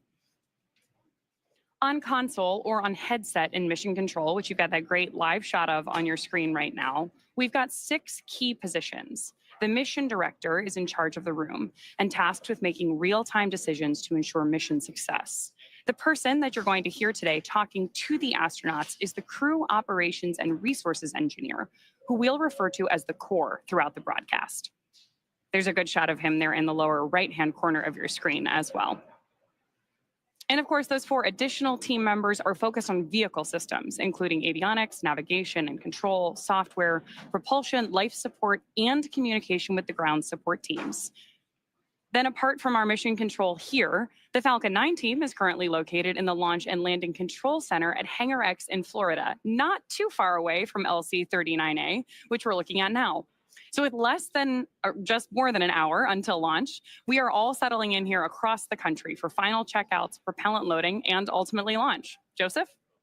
Thank you, Ronnie. And just like yourself and everybody here in SpaceX and across the country, looking forward to this launch as we continue to have that countdown rollback. And just like the teams here in Hawthorne, California, NASA has its own team members at NASA's Mission Control Center and the International Space Station Flight Control Room in Houston, Texas, where our other teammate for today's broadcast, Sandra Jones, we'll hear from her in just a few moments. That's where she's located, and that team has been busy preparing the International Space Station for Dragon's arrival. Now, the teams on the ground in Mission Control are giving their goes for launch to make sure that the station is ready to receive Dragon Endeavour and the new crew on board. Following liftoff to the flight to the space station will be a little bit shorter than what yesterday's launch attempt would have been. It was 39 hours then. Now, cycling orbit tank isolation valves to equalize low flow pressure. Dragon copies. and more great communication there between the teams on the ground to the crew as we continue to march towards that liftoff time, as we are now zeroing in on 60 minutes away. Well, speaking of time, I was saying that yesterday's launch attempt would have had Crew 11 go for about 39 hours of phasing between launch and docking to the International Space Station. Now with today's launch attempt, that'll take about 16 hours, with Dragon flying autonomously the entire way. Now, docking is targeted for early Saturday morning, August 2nd, and that'll be 3 a.m. Eastern time, or midnight here on the West Coast. And just like autopilot on a commercial aircraft, the crew always has the ability to take manual control of the spacecraft if so needed. We're now just under T-minus 1 hour and counting. SpaceX, your go for section 5. When ready, report go for launch. We're continuing to hear great comms. Dragon copies, go for section 5 and Wilco. Great comms between mission control and the crew. So we are now at T-minus 59 minutes and counting down to today's launch. While we wait, let's check in with NASA's Sandra Jones at the Johnson Space Center to see how things are shaping up at Mission Control in Houston. Sandra. Welcome back to Mission Control Houston here at the Johnson Space Center in Houston, Texas. We are here in the hub of human spaceflight at NASA. The team here has pulled go for launch, and the International Space Station is ready for the crew to lift off as they begin their journey to the orbiting laboratory. At the time of launch, the International Space Station will be traveling 260 miles over the North Atlantic, just south of Nova Scotia. In the home stretch of the rendezvous, NASA and SpaceX flight controllers will enter into what we call integrated operations, where both flight control teams will conduct a series of go, no-go polls for Dragon Endeavour's docking to the International Space Station. Rotational missions like Crew 11 help NASA continue to maximize the important research and technology demonstrations made possible only in the International Space Station. SpaceX, Dragon, go for launch. SpaceX copies. Dragon crew is go for launch. And you heard it there from the commander of the Dragon Endeavour. They are go for launch. We are continuing to march towards a launch in 58 minutes from today. Their destination, of course, you see there on your screen, the International Space Station, with a unique microgravity environment, critical for NASA to prepare for future commercial low Earth orbit destinations and to understand and overcome the challenges of long-duration spaceflight necessary for a long-term presence on the Moon and crewed missions deeper into the solar system, including onto Mars. Now here's a closer look at the mission and what Crew 11 will have to look forward to during their stay aboard the International Space Station. International Space Station, one of humanity's greatest accomplishments so far. 15 countries working together and adding more all the time that have helped plan, build, and fly the International Space Station. And it just shows what human beings can do when we work together. As Crew 11, we are about to launch on board a Dragon spacecraft to the International Space Station. We are actually continuing the ISS mission almost a quarter centuries. Right now, crew members are working very hard on the ISS. So we got that result, and actually we do more researches, then pass that information to crew 12. Конечно, исследования на Международной космической станции, как я считаю, они очень важны, и они являются ключевым звеном в развитии технологии, науки и всей цивилизации. И все самое лучшее из космоса всегда приходит рано или поздно на Землю в виде новых открытий, новых приборов, возможностей и технологий. I'm very excited to see what kind of payloads we get to work with. It's a really interesting day-to-day life where 1 hour you might be fixing the toilet, and then the next hour you're working on a physics experiment studying fundamental processes of our universe. We're going to be up there for a lot of time. And we're going to, every day, be in space, look at the Earth go by, and accomplish some really amazing science. We will do material science and human research in space, lots of experiments, and then maybe do some spacewalks. It's a really fun crew to be on. We're going to enjoy every moment, and we're going to help each other to be successful and accomplish our mission. So we have various kinds of difficult training together. For example, emergency training in Building 9, or emergency training in SpaceX. This kind of training actually made our bond stronger. Наш экипаж Crew-11 — это экипаж, который состоит из высокопрофессионально подготовленных людей. И мне нравится этот экипаж. In some ways, my only expectation for the mission is to fly and return home safely and still friends when we get back. There are so many things to play around with, to study, to explore, and I'm really open to every possibility, ways to engage with the International Space Station. We all came from other crews. Kimiya, Yui, San, and I both came from Starliner 1. Oleg was on a Soyuz mission before this, and Zena, of course, was on Crew 9.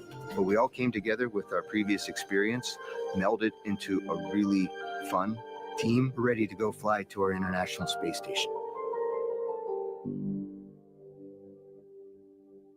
We are back here at the Kennedy Space Center in Florida, joined by astronaut Nick Hague. I'm Daryl Nail with NASA Communications, and we are watching this countdown proceed. The second day, we were scrubbed by weather yesterday. We heard about that earlier, got down to 1 minute and 7 seconds.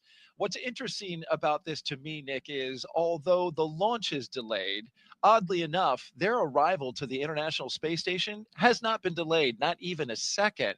They are still going to be arriving on Saturday at 3 a.m., but they're just going to go quicker.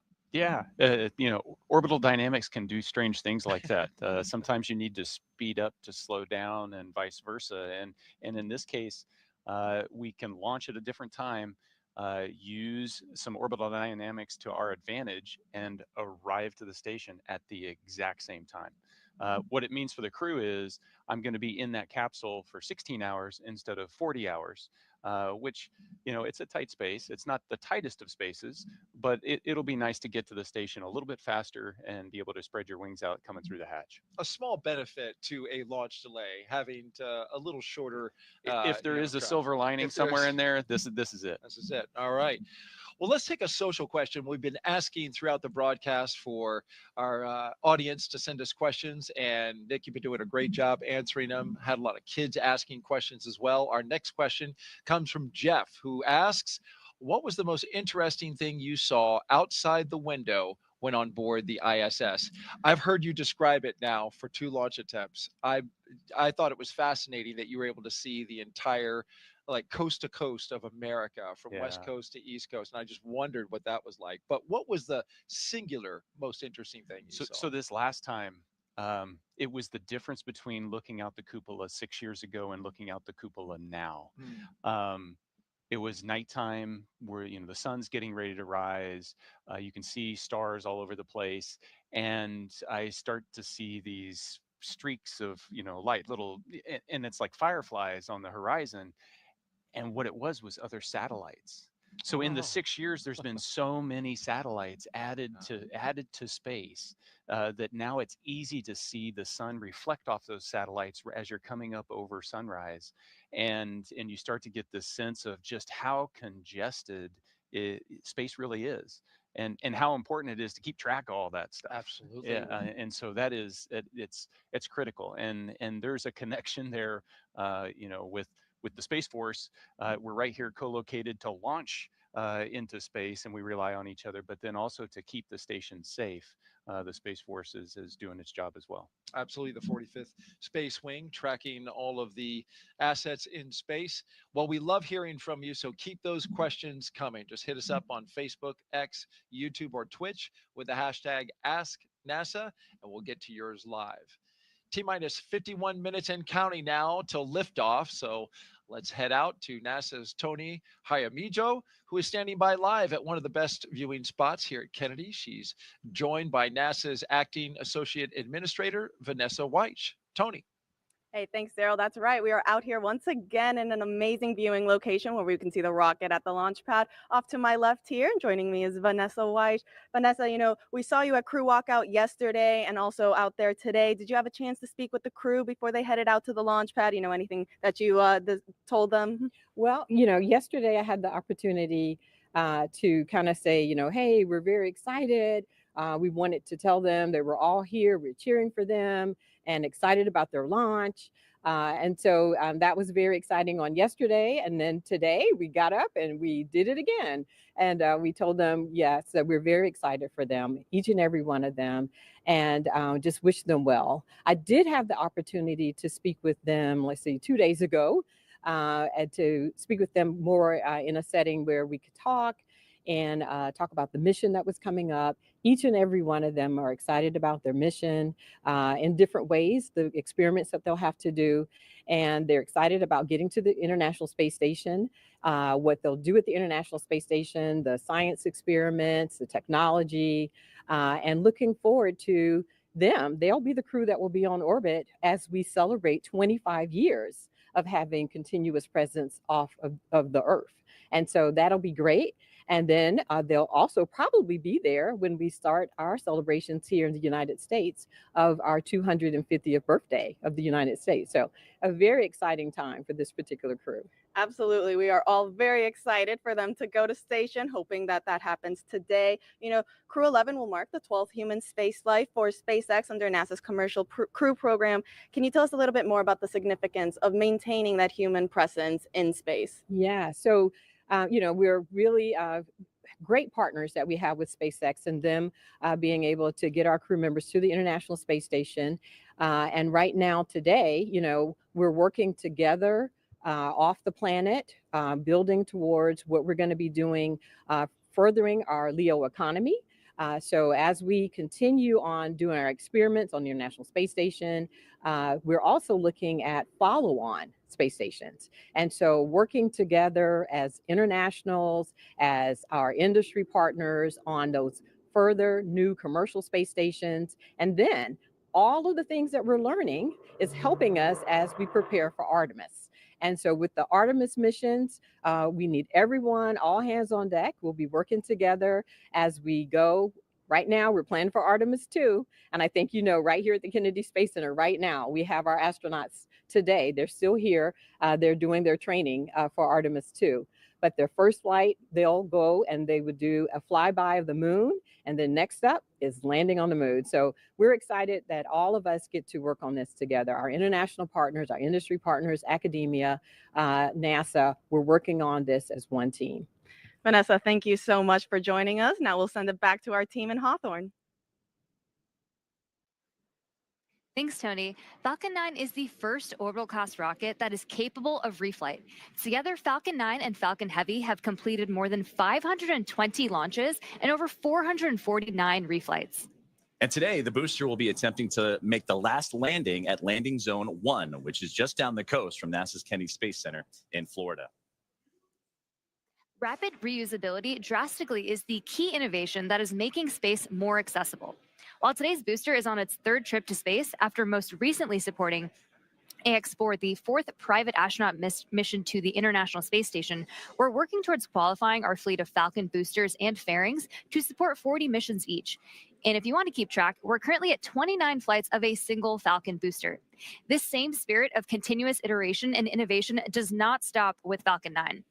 NASA awarded SpaceX a contract to develop the USD Orbit vehicle, a modified Dragon designed to guide the space station through a controlled re-entry into Earth's atmosphere. And when the time comes and the International Space Station reaches the end of its orbital life and mission, Dragon will help achieve a safe deorbit. And another innovation SpaceX has been working on is the intravehicular spacesuits, or IVA suits, that astronauts wear during Dragon missions. Our team recently made some design upgrades to make the suit easier to get in and out of, and to make it easier to incorporate future updates. The new suits have height adjustability built in, so they won't need as much customization as with previous designs. Now you can see the crew right there. The one that's wearing this new suit is astronaut Mike Fink, which is the second one from the left. Today's mission, Fink will be the only one wearing this new suit as the Crew 11 pilot. And that said, we expect to see SpaceX's new IVA suit on all astronauts for Crew 12. But astronauts who have previously flown on SpaceX missions still have the option to continue wearing their original suits. And for the Crew 11 astronauts, they are staying comfortable in their suits right now as they prepare for liftoff while the clock continues to roll back.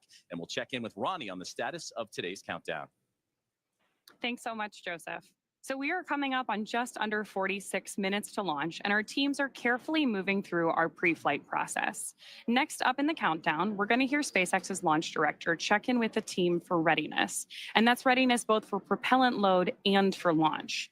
As mentioned earlier, the Dragon launch team, as well as key NASA launch members, are in the Launch and Landing Control Center at SpaceX's Hangar X in Florida. Our launch director will also check in with the Dragon mission director, referred to as MD, and the NASA launch manager to make sure they're ready to move forward as well. Of course, our Crew 11 astronauts right now are on board Dragon, waiting to get the green light to stow the crew arm for launch and arm the launch escape system. Got some great shots of our astronauts on the left-hand side of your screen right now, and of course, they are safely tucked inside Dragon on the right-hand side. Once we hear that launch director give the go-ahead, we'll get a great view of that access arm moving away from the spacecraft.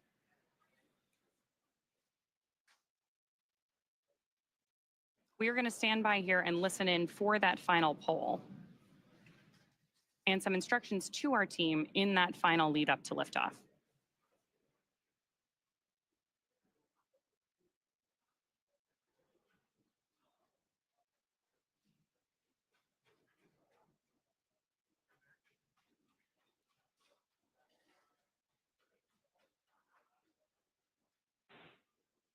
Poll for propellant load and launch is complete. Stand by for briefing on control room procedures. For all operators at MCCX and Hangar X, both control rooms will go into lockdown at T-minus 45 minutes and will remain in that state until LES is disarmed. All operators are to remain at their console and maintain a sterile cockpit until MD confirms successful disarming of the launch escape system following orbital insertion or propellant offload in the event of a scrub. For non-urgent no-go conditions, brief the CE or LD and they will approve aborting the count. For urgent issues affecting the safety of the operation, operators shall call hold on the countdown net. Launch control will abort the launch auto sequence immediately and proceed into launch abort. At T-minus 10 seconds, launch control will be hands-off and relying on automated abort criteria for the remainder of the count. Operators advise launch director whether structural breakup or fire is imminent or occurring per Dragon manual flight escape rules. Launch control, you may proceed with arming the crew arm for movement. Arming crew arm now.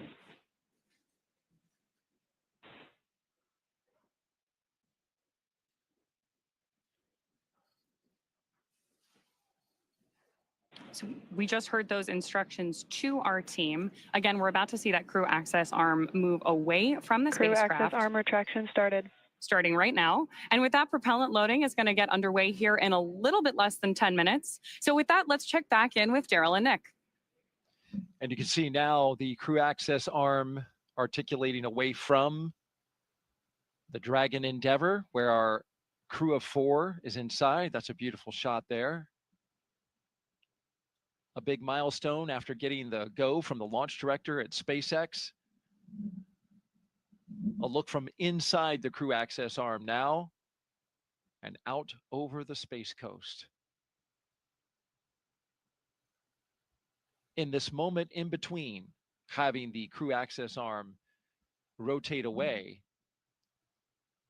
and the arming of the launch escape system, there's a little buffer there where the astronauts will be on their own until that can be armed. And then we start tanking the rocket.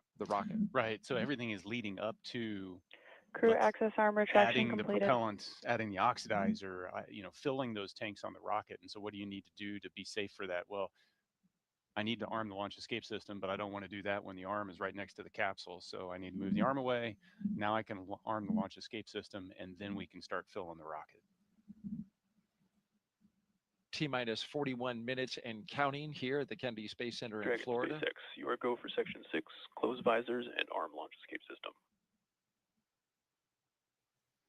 Copy. Go for section 6, closing visors and arming launch escape system.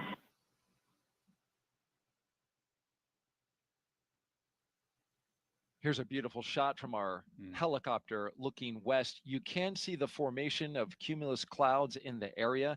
Weather is a watch item for today. The launch weather SpaceX, officer. Dragon, visors closed, arming launch escape system. SpaceX copies. The launch weather officer putting it at 60% go for today. The concern is the buildup of cumulus clouds, the ones that you see there building up. There's a lot of moisture in the atmosphere.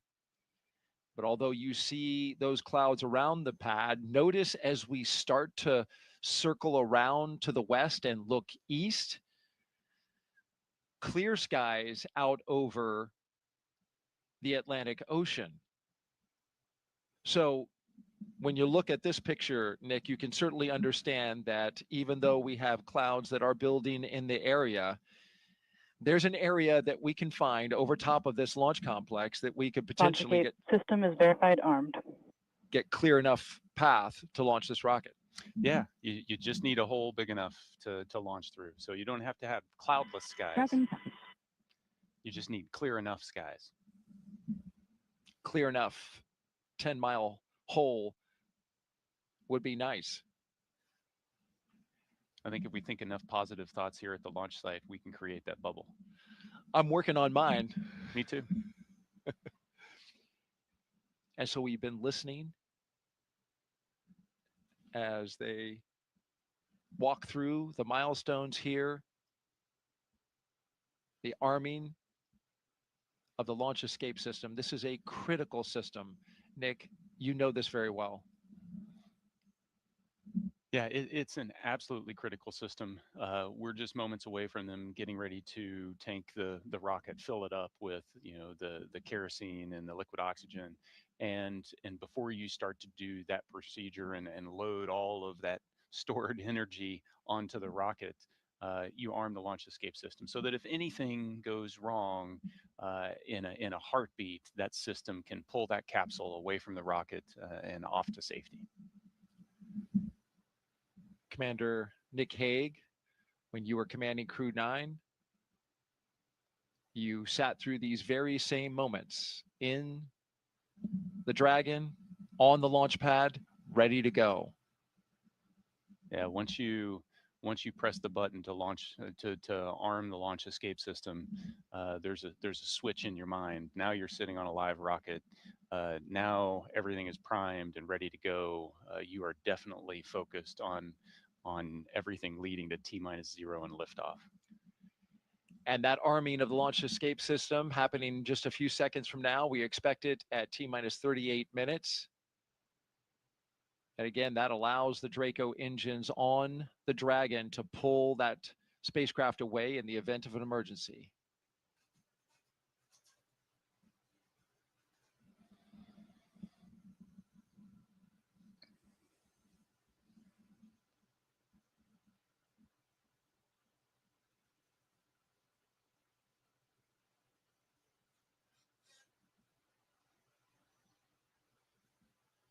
This is a beautiful view. One of the things I love about the way Dragon fills its tanks is being able to watch the frost build up when these cryogenic fuels, when you load them onto the rocket, you're going to see it change color. It's a unique experience for a Falcon. You were talking about the crew inside and the launch escape system. There's a manual option as well if the crew senses something. Yeah, absolutely. There's a handle that sits on the display panel in between the pilot Falcon and 9 the tanks commander are seat. venting for the starter propellant load. And so if something happens, it's within reach for Xena to be able to grab that handle and pull her crew to safety. So there's that redundancy. You've got the automatic system, and you also have the human factor, which is critically important in a mission like this. Yeah, even though they're highly automated systems, there's always a manual backup, and even though it's on autopilot essentially all the way to docking, if need be, the commander, the pilot, the crew can intervene those automatics and revert to a manual control. We are awaiting the beginning of tanking, which is slated for T-minus 35 minutes and counting.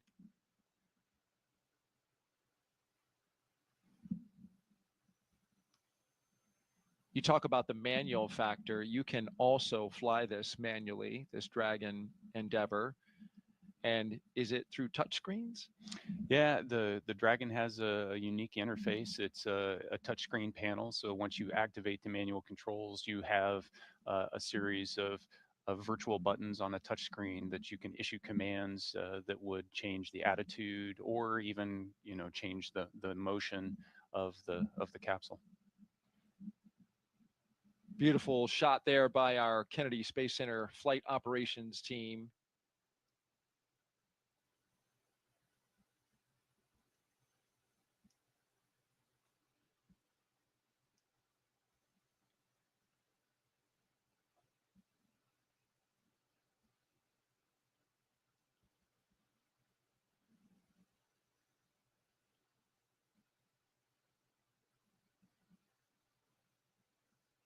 And prop load is The launch auto sequence has started. And there we have the signal that the automatic prop loading sequence is underway. All of this prop load that loads the 4 tanks, the 2 LOX tanks, and the 2 prop tanks sequentially is now being done. It's fully automated. Yeah, and highly timed, choreographed so that these super cold liquids don't have an opportunity to boil off too much. And you want to top off the tanks and then launch almost immediately.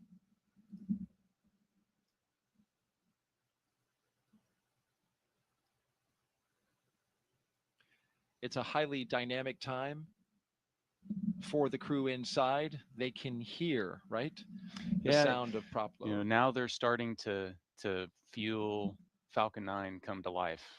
You hear the pumps and the fuels and the liquids move around. You can hear venting. You'll hear some call outs to warn them about venting. So there's sounds now, the sounds of Dragon. It has its personality, and it starts to come out. All right, with that, thank you very much, Nick Hague, NASA astronaut, commander of Crew 9, here with us as our co-host today. We'll send it back out to California and SpaceX. Thanks so much. So as you mentioned, Daryl, propellant loading of both RP1 and liquid oxygen began at T-minus 35 minutes, and we heard that announcement from Mission Control right on schedule. Weather continues to be our main watch item today, but I'm hearing from our vehicle teams that everything looks good both for Falcon 9 and for Dragon. Next up, at about T-minus 30 minutes, our SpaceX launch director will inform the crew that the loading of cryogenic helium has begun, first on stage 1 and then on stage 2 about 4 minutes later. Stage 2 RP1 loading should wrap up at T-minus 20 minutes and 30 seconds, and then as we approach T-minus 16 minutes and 30 seconds, so just 4 minutes later again, we should hear the call out that stage 2 liquid oxygen loading has begun. All together, we're going to have about 1 million pounds of fuel on board Falcon 9 by the time we're ready for liftoff. So with all those consumables being loaded on the rocket, at this point, if we have to call a hold for any reason, we will have to stand down and target our backup launch opportunity, which is tomorrow, Saturday, August 2nd at 11:21 a.m. Eastern. The reason we have a specific backup launch day and time is that we can't just pause for weather and jump back into the countdown, mainly because we have an instantaneous launch window today. Let's dig into that some more and do a little orbital mechanics 101. An instantaneous launch window means we need to launch at exactly the right time, and that's driven by our planned rendezvous point, which is the place that Dragon and the space station meet in orbit. Right now, the International Space Station is orbiting the Earth at more than 17,000 miles per hour, and Dragon actually needs to catch up to it. That means we have to deliver Dragon to the correct orbit by timing its trajectory relative to the International Space Station so that they're in the same place in space at the same time. A precise liftoff time is crucial for hitting that rendezvous point. So at this point, if we heard a hold called, we would have to stand down and do many of these processes again, which if you joined us yesterday, we know is what happened with our launch attempt yesterday. And then of course, we'll be targeting our backup launch opportunity, which is now tomorrow at 11:21 a.m. Eastern. So for now, with everything still looking good, I'm gonna hand it back to Soumya and Joseph to talk about West Coast recovery. Soumya? We are now at just a little over T plus 31 minutes and counting, getting closer and closer to getting our Crew 11 astronauts into space. Once their mission is complete and it's time for our crew to splash down back on planet Earth, they'll be heading to one of several targeted sites supported by SpaceX. Until recently, Dragon recoveries primarily occurred off the coast of Florida. But this year, SpaceX moved Dragon recovery operations off the coast of California to allow Dragon to complete its deorbit before safely jettisoning the trunk over the Pacific Ocean. When they return, Crew 10 will be SpaceX's third crew mission to splash down in one of the new locations. From 2 was the first in April this year, followed by Axiom 4 in July. The new splashdown locations are near Los Angeles, Oceanside, and San Diego. The recovery vessel Shannon will be stationed in Long Beach to support the new West Coast splashdown operations. Spreading these supported sites across multiple locations helps to maximize the return opportunities, lowering the chance that we will have to wave off due to bad weather. And when the spacecraft re-enters, those in the immediate area may hear a brief double clap of a thunder-like sound known as a sonic boom. It's been impressive to see these teams move those operations from the East Coast to the West Coast, not only just for SpaceX, but for the Commercial Crew Program, the International Space Station, and teams preparing for yesterday's launch attempt, today's launch attempt, and if necessary, as we continue to monitor the weather, we'll keep an eye out for any future opportunities that come in. So right now, we're inside half an hour to go until the T-minus liftoff point. So let's go back to today's mission, NASA SpaceX's Crew 11, and hear a bit more from the astronauts flying today. I think it's really innate in our human nature to want to keep exploring and to keep pushing boundaries. Everything that we do in space is ultimately for Earth and for the human species. We are having a lot of good experiments on orbit, making new medicines. That is actually good for everybody. By understanding how to live and work in space like we have with the International Space Station, we can now become a multiplanetary species by having bases on the Moon and bases on Mars.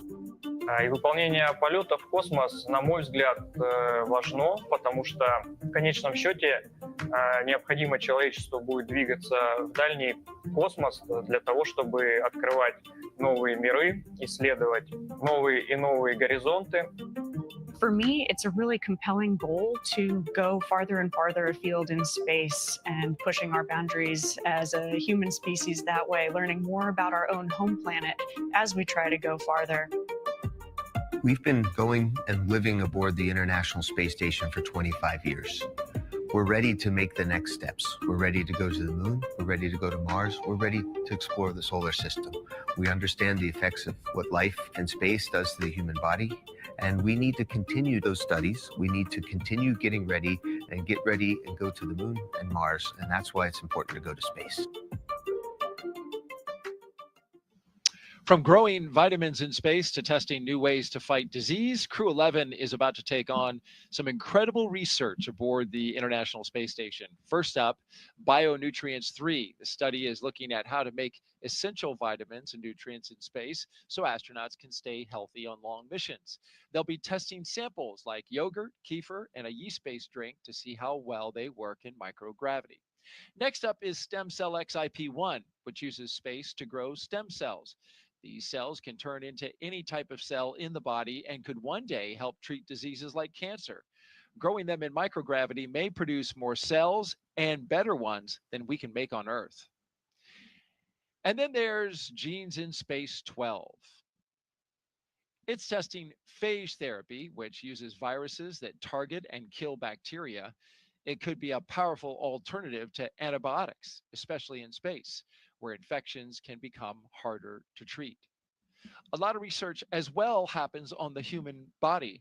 And you had some research that you did when you were there. Yeah, every astronaut that goes to the space station can volunteer to be a subject for a plethora of human experiments, and we're learning so much about what affects us, from our immune system all the way down to our bones and our muscles and even the makeup of our DNA. It's fascinating the amount we can learn.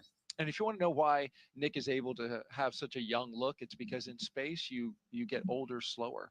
I heard like 0.005 seconds slower. Yes, that and radiation's good for complexion. Thank you, Nick, for all your insight. Now let's toss it out to Tony at OSB2. Hey, thanks, Daryl. Joining us here, we have Dr. Stephen Platts, Dr. Lori Glaze again. Thank you guys both so much for joining us once again on this beautiful day. Steve, Lori, let's discuss the human research that's going to be flying aboard this mission. Can you tell us what the crew will be conducting? Sure. The Human Research Program is sponsoring 10 research experiments for this particular launch. We're really excited about it. We have cardiovascular studies. We have studies looking at the brain and the eyeball, muscle, skeleton, pretty much everything you can think of. And what we're most excited about is we're really able to focus on some of the biggest risks we have to the human for spaceflight, and we're focusing on how we can better understand everything we need to get to the moon and Mars. Speaking about the moon and Mars, Lori, can you tell us a little bit more about how this human research help us on those future missions? You bet. When we start thinking about our future at the moon and Mars, sometimes it seems like science fiction, the idea of having a permanent base on the moon that we can visit, or sending humans to Mars, but we are getting so close. In fact, we're less than a year from the next flight in the Artemis program, which is Artemis 2. We're going to be sending 4 crew for 10 days around the moon. And so we're getting there. The next mission after that will land humans, our crew, on the surface of the moon, first time since 1972, and at the South Pole, where we've never been before. And when we think about those missions that we're going to want to spend time on the surface of the moon or transiting to Mars, we're going to need our crew to be healthy for weeks or months in that transition period, and then be able to perform and execute the science and the exploration when they land in those partial gravity environments. And so it's critically important. We're using the space station, of course, it's a unique laboratory for doing the experiments that Steve's describing, doing things like being able to grow plants that we're going to need for food, so we don't need to bring all of the fresh food with us. Being able to recycle the water for drinking water and other purposes on that journey. Having sensors that can help us detect hazards from solar storms so that the crew can get protection in time.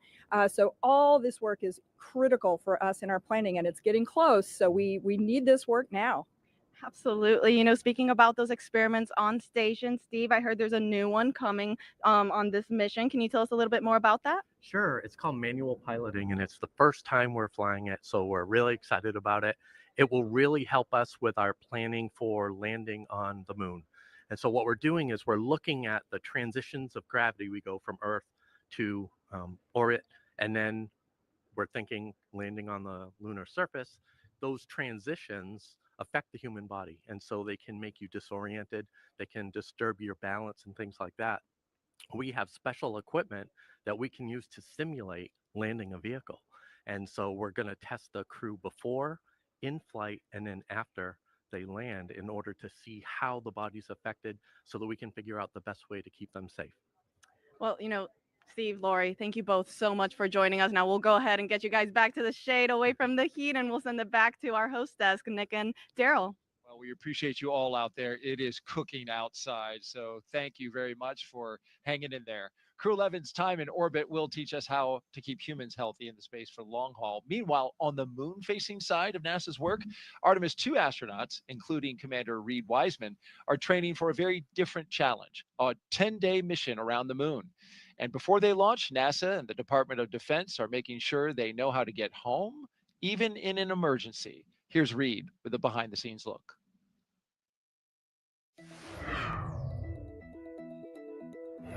Hi, I'm NASA astronaut Reed Wiseman, commander of Artemis II. I'm here at the Kennedy Space Center in Florida, and as you can see, work is well underway for our next mission to the moon, both on land and off the coast. Back in June, teams with NASA and the Department of Defense used an area of open water off KSC to rehearse procedures for a possible rescue after an ascent abort from the SLS rocket. Instead of using astronauts, they used a set of test mannequins staged inside the crew module test article, a full-scale mock-up of the Orion spacecraft. You can see pararescuers jumped from a plane into the water with their specialized equipment, then approached the spacecraft, opened the capsule, and transported the mannequins to the helicopter safely for medical care. This was one of 2 emergency procedures they rehearsed should they need to rescue me, Victor, Christina, and Jeremy during an abort scenario. And back here on land, now that the upper stage integration is complete inside the vehicle assembly building, teams with NASA's Exploration Ground Systems have been running SLS integrated testing, where they powered up both the core stage and boosters for the first time in preparation for our 10-day journey around the moon. That's a look at your Artemis Moon Minute. Artemis updates, scan the QR code on your screen that you see in the lower right-hand corner, or just go to the website at nasa.gov/Artemis-Roman numeral 2. And the moon stuff is really cool. The crew today drove by the VAB. There's a moon rocket inside there, and there's a crew that's training right now to go around the moon early next year. Yeah, and I love that view as they were driving by because it shows just kind of how connected this whole thing is. You've got a crew 11 getting ready to go to the space station, and a lot of what they're going to do is trying to prove out the things we need to know in order to go to the moon. And at the same time in that frame, you've got Artemis 2 getting ready in the background, and I'm excited to see 4 more colleagues go around the moon. 100%. All right, let's head back now to Hawthorne, California. Thank you very much, Daryl and Nick. And right now we're preparing. Fuel load complete. And that was going to be the update, is that fueling continues to be occurring for the Falcon 9 rocket. As you take a look at it on your screen now, it is a 2-stage rocket that is 229 feet tall and getting ready for liftoff in just a little less than 20 minutes. And at launch, it produces more than 1.7 million pounds of thrust. And rockets like Falcon 9 don't use all that thrust just to go straight up. Early in flight, Falcon 9 performs a gravity turn, a smooth pitch maneuver that tilts the rocket sideways to build up horizontal velocity. You may hear this call at about 10 seconds into launch as the vehicle is pitching downrange. Once the first stage completes its portion of the mission, it shuts down and separates. A stage rocket like Falcon 9 sheds the booster to eliminate weight and uncover the Merlin vacuum engine on stage 2. To reach orbit, the vehicle needs to go fast, hitting an orbital velocity of about 28,000 kilometers an hour, just to keep from falling back to Earth due to gravity. That's fast enough to lap the Earth in about 90 minutes. And as we mentioned earlier, after stage separation, today's booster will be landing at Landing Zone 1 at Cape Canaveral Space Force Station, returning to Earth for its 3rd time. The second stage takes over from there, powered by a single Merlin vacuum engine, also known as the MVAC. With its extended nozzle and optimized design, the MVAC drives maximum performance, producing 220,000 pounds of thrust in the vacuum of space. And getting to space is the first step to building our multi-planetary future. At the top of Falcon 9 today, the crew is sitting inside Dragon Endeavour. There are currently 5 Dragon spacecraft supporting human spaceflight missions: Endeavour, Resilience, Endurance, Freedom, and our 5th and final Dragon, Grace, which just launched the Axiom 4 mission last month. Designed with safety as the highest priority, Dragon is capable of carrying up to 7 passengers to and from Earth orbit. And Dragon has 16 Draco thrusters that can be used in space to help navigate the spacecraft to its destination, which of course is the International Space Station. And those thrusters providing 90 pounds of force. And that doesn't include the 8 Super Draco thrusters used for and aboard, which are no longer active once the crew is in orbit. To date, Dragon has been to orbit 53 times, including 48 trips to the International Space Station and 18 human spaceflight missions. And as we mentioned earlier, today's Dragon, Endeavour, has been pretty busy, having also flown NASA's Crew 2 mission, Axiom 1, and NASA's Crew 6 and Crew 8 missions. Overall for the Dragon fleet, this will be Dragon's 49th visit to the space station and its 19th human spaceflight mission overall, and the 5th Dragon flight just this year. Dragon is the first private spacecraft to take humans to the orbiting lab, having flown 300,000 pounds of cargo and more than 1,000 experiments to space, as well as 70 crew members representing 20 countries.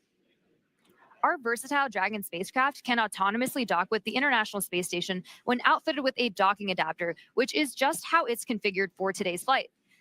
And when it's not going to the space station and it's in free flyer mode, the docking adapter can be swapped out for a cupola, as it was back during the Inspiration 4 mission. And another option we have is the Skywalker hardware, which supports extravehicular activities or spacewalks, as we did during the Polaris Dawn mission.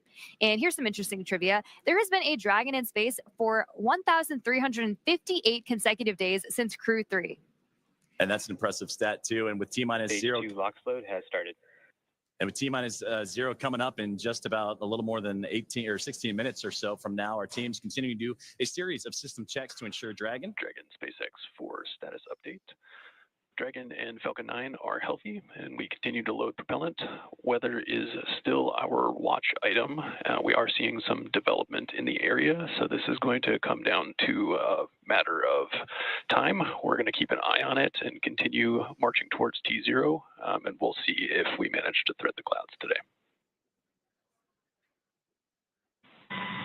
Okay, Dragon copies. We've got a healthy rocket, healthy Dragon. Weather is continuing to develop. We'll keep going until we can't. And great communications there between the team on the ground and with Crew 11 on board. And that's exactly what we're keeping an eye on, is not only the tanking of the rocket and that procedures, but also today's weather. And you heard that update right there. So to continue with the updates and kind of bring us up to speed on what's been going on, let's toss it to our teammate and Ronnie. Thanks so much, Joseph. I can give you a little bit more color than we just heard, but obviously the important things we've heard are that we are still on track for an on-time liftoff today, but we're monitoring lots of different factors as we get closer to liftoff. If everything goes as expected, this is also going to be our last landing at LZ-1 today. So lots of different launch pads, landing sites, staging areas, lots of things in play. But the best news is that both Dragon and Falcon 9 continue to be healthy. You heard us wrap up stage 2 RP1 loading just after T-minus 20 minutes, and stage 2 liquid oxygen will begin here at about, or has begun already, excuse me. We've also heard that call out that the launch escape system is armed. Of course, the launch escape system, which we discussed in more detail yesterday, is designed to propel Dragon away from Falcon 9 in the unlikely event of an emergency during launch. We've also heard from the Eastern Range, which is monitoring keep-out zones among other key flight requirements today. They're continuing to report no issues, and they are go to support today's launch, weather depending.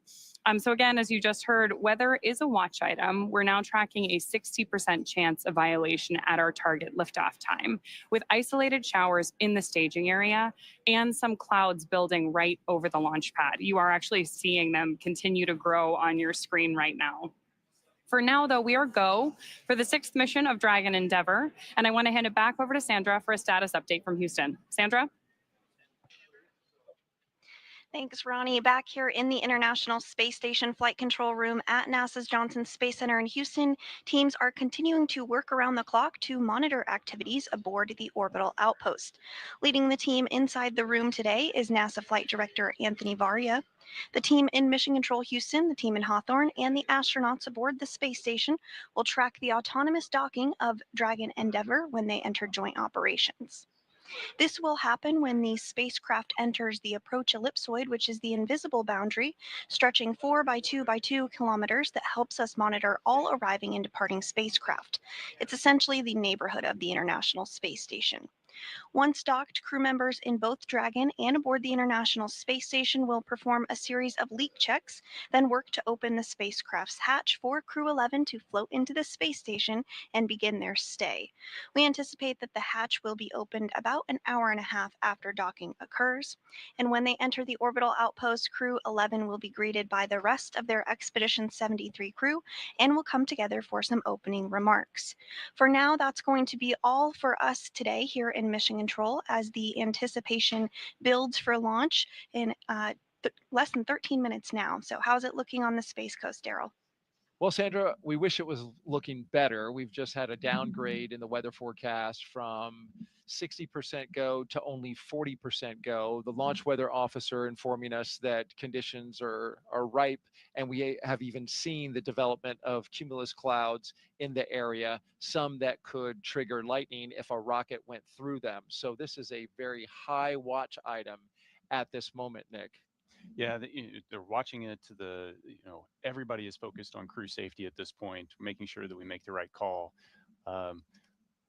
But there's a chance, and I'll stay positive. And you've been positive. I appreciate that about you. You've done that throughout the broadcast. Here's a look from our helicopter flying over the spaceport right now. And this is the formation of the clouds that is a concern because it is so humid out right now.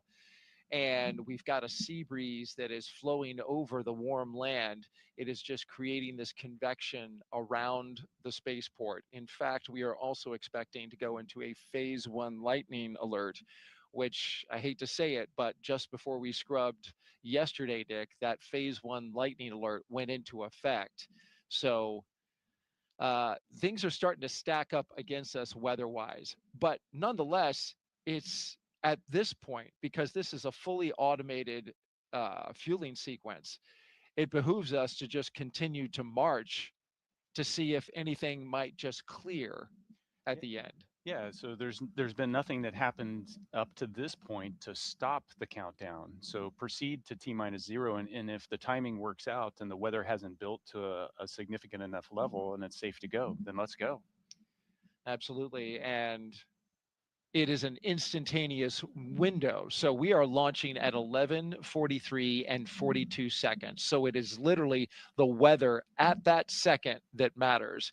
And that's where we hope to see some type of positivity in that moment. But it's certainly something that all eyes are on around the Space Coast to see if this rocket is going to go today. In just about 20 seconds, we are going to hear from Zena Cardman, and she's going to say some words, Nick. She has some moving things to say.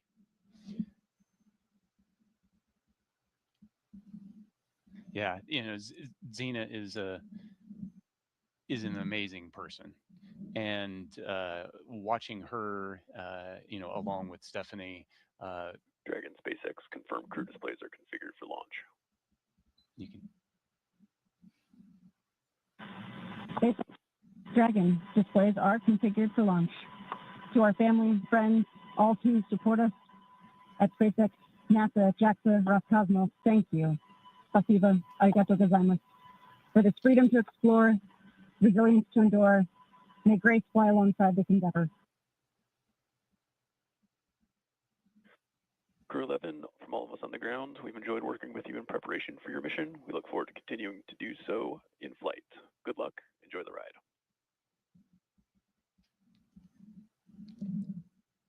Yeah, and Zena, hitting the tone I would expect her to do. She is the consummate professional. Big message of thank you. Yeah, the gratitude, the team focus, freedom, resilience. These are big themes. These are things that are important to her, and some great words from her. Let's send it now back out to our commentary team for the final minutes of Countdown. Joseph and Samia, take it away. Thank you, Daryl. Thank you, Nick. And that was beautiful what Zena had to say and reflecting on family and friends, but also that great shot you saw in that 2 box. That was from the International Space Station, that view as the space station actually going right over Florida and the Cape. So it's not just those on the ground that are excited, it's their teammates aboard the orbiting laboratory as well. Well, we're closing in on launch, 8.5 minutes away. It'll be about a 9-minute ride to orbit, which is around the time of the second stage cutoff. Dragon and the second stage will continue to coast for a few minutes after that, and then prior to separation. You'll be hearing some performance calls as we get into the final countdown and then after liftoff. These are SpaceX flight controllers reporting on trajectory, speed, booster, and performance, and the key milestones, but there are some other calls that you'll hear the crew make as well after liftoff. The crew will report out a few number and letter combinations, which mark different abort zones throughout the flight uphill and up the eastern seaboard. The first two, 1A and 1B, those are abort modes available while the first stage is firing. Now, the second are 2A through 2E. Those will come into play once the second stage kicks in, and then though we'll only hear the 2A call out from the team. Diverting a little bit from that naming system, you'll also hear the call Shannon, which refers to Shannon, Ireland. This call means the crew could target off the coast of Ireland if they needed to abort late in that second stage burn. You'll hear these different calls throughout the flight uphill, along with key performance callouts from the guidance, navigation, and control officers, and also the propulsion lead. So we're closing in on T-minus now 7 minutes, and we continue to keep an eye on the weather. One of the next callouts we're listening for is that stage 1 engine chill has started. That's coming up in just a few seconds. And that is a key process that prepares the engines for flight. Engine chill has started. Right on time. Right now, propellant in the tanks is isolated from the engines, but we'll open the engine pre-valves and start trickling some liquid oxygen through the Merlin engine pumps, chilling the engines for the start sequence. We do this because the super chilled and densified liquid oxygen is really, really cold, and we use this process to bring the engine hardware down to a cooler temperature before flowing all of the LOX and propellant into it during flight. At liftoff, Falcon 9 is consuming 700 gallons of fuel per second, so engine chill helps us to prevent thermal shock and ensures nominal engine performance. Shortly after, we should also hear the call out for stage 1 RP1. Fuel load complete. Right on time. So now that engine chill is underway, we're looking ahead to the call out that RP1 load is complete, which just occurred a moment ago. And again, prevents that thermal shock. You got to stretch before you can start running. And RP1 is densified kerosene or rocket fuel that will propel the crew into orbit. And all of that RP1 is now about to be fully loaded into the rocket, since we're previously heard that the second stage is completed or about to be completed here in just a couple moments. And then while we're still loading liquid oxygen on that first stage and second stages. This is the oxidizer that is needed to combine with the densified kerosene that just finished up loading. The RP1 liquid propellant needs an oxidizer to combine with everything in order to ignite. Coming up at the 5-minute mark, we'll hear the call for Dragon to configure for terminal count and then transition over to internal power. And that should be happening in about a little less than 30 seconds from now as we continue to close in on that T-0 mark.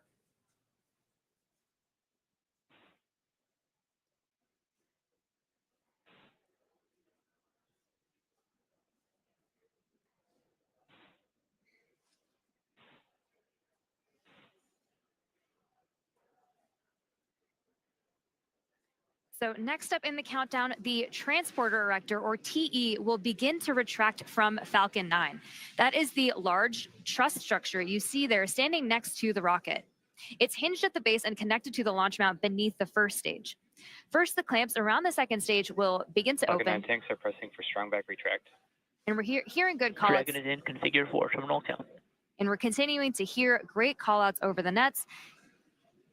Then the TE will begin to pivot back, slowly swinging away from the rocket, and it will reach full recline in just about a minute. Strong back retract has started. And we are just beginning that strong back retraction process. It's called the strong back. It's also called the TE, or transporter erector. Same structure, different name. The TE does a lot more than just lean. It rolls Falcon 9 out to the pad, raises it vertical, and stays connected through the final seconds. It provides fuel, power, telemetry, and command connections between ground systems and the rocket. Those clamps at the top help stabilize the second stage during fueling, and they also help prevent movement in high winds. And once they open, which you can see on your screen, they are slowly pulling away. And once they open fully, the rocket is fully free at the top.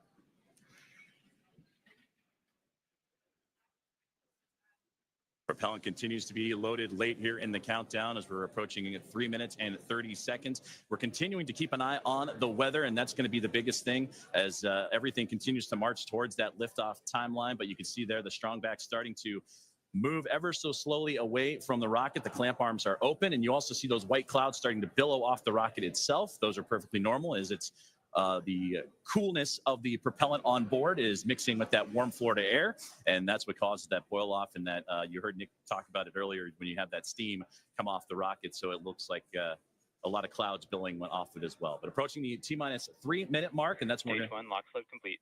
And that's what I was about to say, is that you're going to hear that liquid oxygen load be complete. So everything is primed and pretty much ready to go. And you'll see, again, those white clouds of vapor and a great view of the entire rocket as we continue to build closer to launch. And of course, liquid oxygen, super chilled. Dragon So a is little in bit terminal count and on internal power.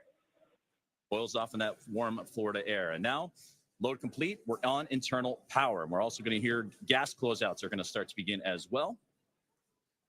And then everything will get vented overboard through the umbilicals and strong back. You may hear some of that venting noise come in soon.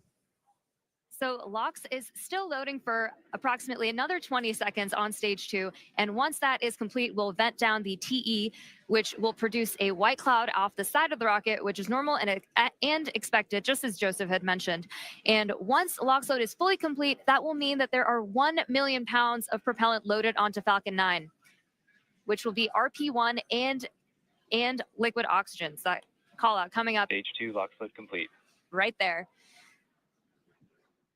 So we just heard that confirmation of stage 2 liquid oxygen now complete, as we are now 1 minute and 50 seconds away from launch. We'll also hear that the gas closeouts have started, so we can expect loud Dragon is venting. in auto idle. You heard the call for auto idle. That puts the rocket in a state that the flight computers understand before it takes over, making sure that transition to the final countdown is smooth and that all flight computers on board are in sync Ground gas and configured. closeouts, expect loud venting. Configured for launch, and there's the closeouts we've been talking about and the venting that will be shortly followed.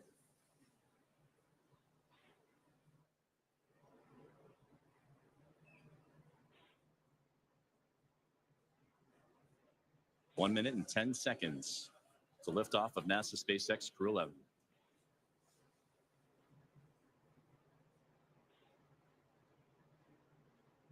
FTS is armed. Falcon 9 is in startup and is now controlling. Dragon is in countdown. Flight computers switching to countdown mode now. Dragon, SpaceX, go for launch. SpaceX, Dragon, go for launch.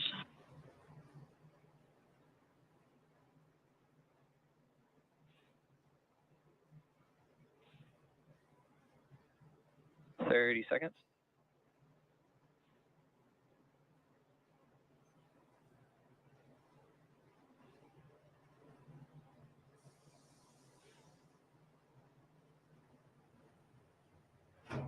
Fifteen seconds.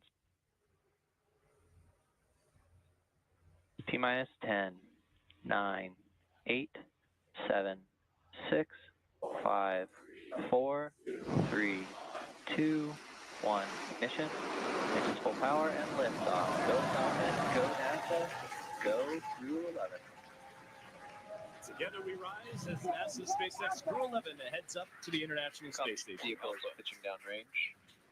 1.7 million pounds Stage of 1 thrust. propulsion is nominal. Propelling Falcon 9 as the vehicle pitching down range and making its way up the East Coast, and will soon join Expedition 73 aboard the orbiting laboratory. So far, getting good callouts on that first stage performance.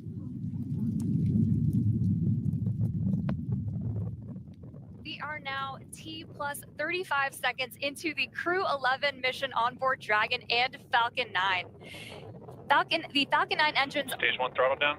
are throttling down to help Power and telemetry are nominal. pass through the period of max Q, or maximum aerodynamic pressure on the vehicle during ascent. Max Q. We just had max Q right there. Falcon 9 is supersonic.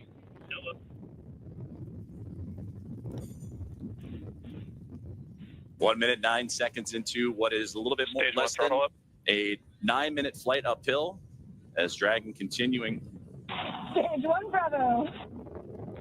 Copy. 1 Bravo. And that 1 Bravo, again, that's the abort zone, that last abort zone for stage 1 if necessary.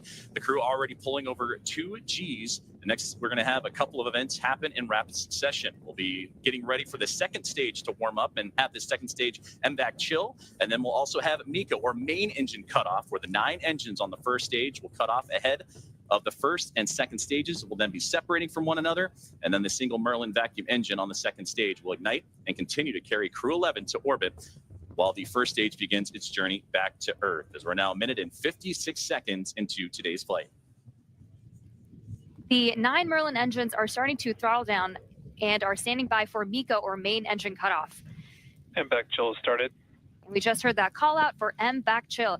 And coming up in under like 20 seconds, we have 5 events happening back to back. MECA, Stage 1 throttle down. stage separation, stage 1 flip, SES1, and the start of boost back burn. It's going to be pretty quick, so keep a close eye on the action and the mission event Main engine cutoff. tracker at the bottom of your screen. Main engine cutoff. Stage 2 Alpha. Stage separation 2 confirmed. Alpha. MVAC ignition. And there you see stage 1 pulling away, ignition of the lone Merlin vacuum engine for stage 2.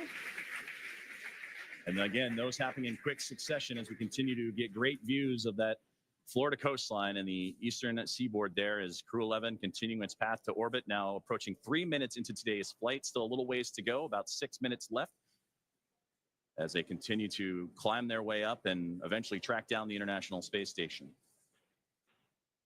And there, great see, you see the Merlin vacuum engine, the second stage on the right-hand side, and great views of the first stage that's making its return to Earth on the left. About 5.5 minutes of a powered flight remaining as we continue to monitor the progress of both vehicles, stage 2 and Crew 11, making the climb uphill, and stage 1 looking to land again at landing zone 1, the last landing at that location for this Falcon 9 booster.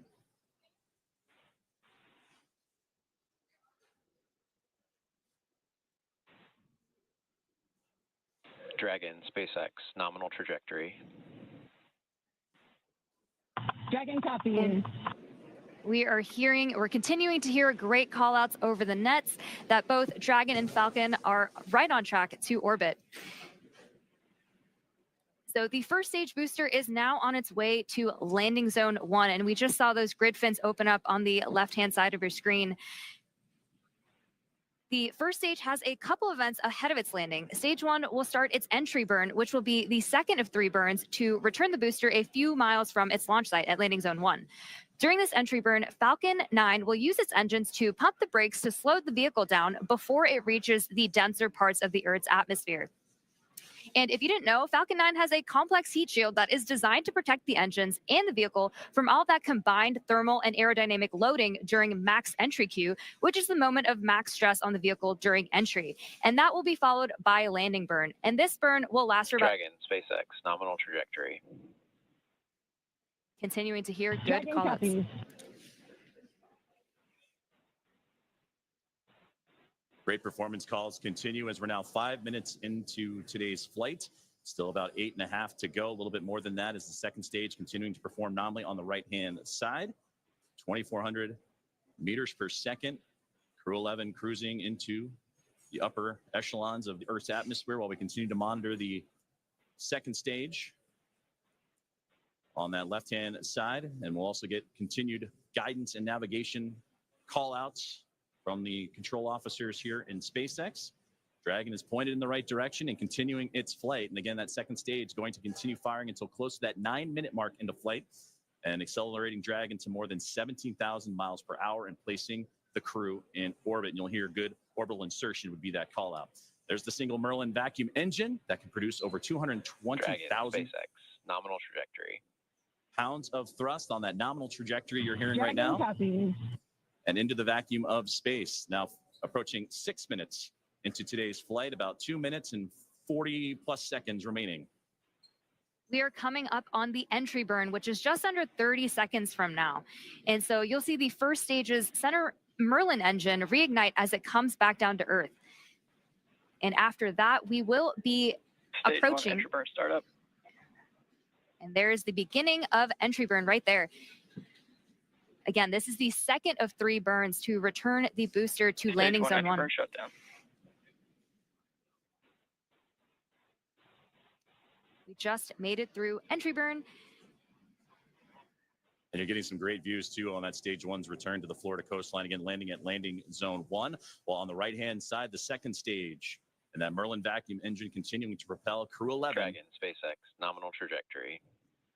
Into orbit. And Dragon copies. And again, great. And now with about 2 minutes left of powered flight remaining, still receiving those great calls from the crew on the ground, and we're getting those relays from Crew 11 Commander Zena Cardin. Stage 1 transonic.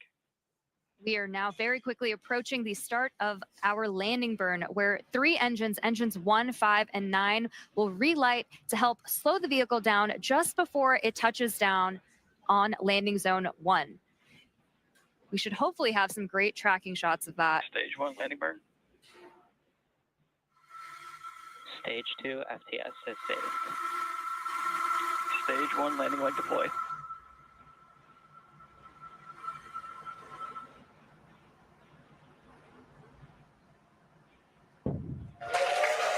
Fantastic return there of the stage 1 booster.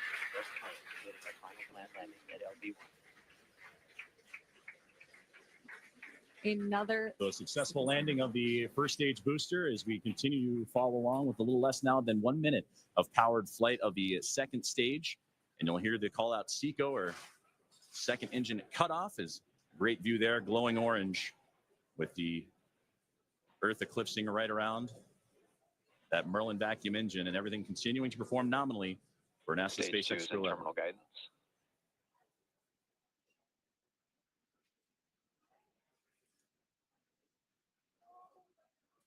About 20 more seconds remaining of powered flight, and we'll get those call outs here shortly as everything continuing. Shannon. Copy, Shannon. And there's the great call out for Shannon we talked about earlier, that last abort zone if necessary, where they can land off the coast of Shannon, Ireland. SECO. There we just heard that good call out for SECO, or second engine cutoff. Coming up next will be stage separation. Dragon, SpaceX, nominal orbit insertion. And that's the great call you want to hear. Copies. A good look inside the trunk there as you're looking for that separation, but you wanted to hear that nominal orbital insertion as Crew 11 now has reached microgravity. So now we'll continue to coast for a little bit after SECO to allow rates and motion from the burn to settle out. Right now we have a great view on our screen of the Dragon heat shield, actually, which is made up of similar materials. And there we have that Dragon and stage 2 separation as we see Dragon coast into its orbit.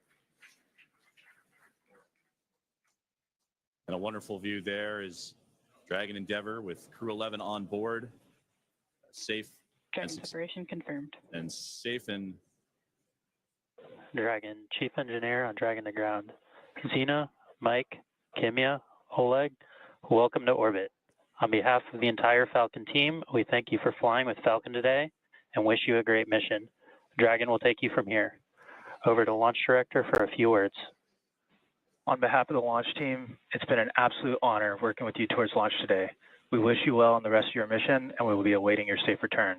Godspeed Endeavor, Godspeed Crew 11, and thanks for flying SpaceX.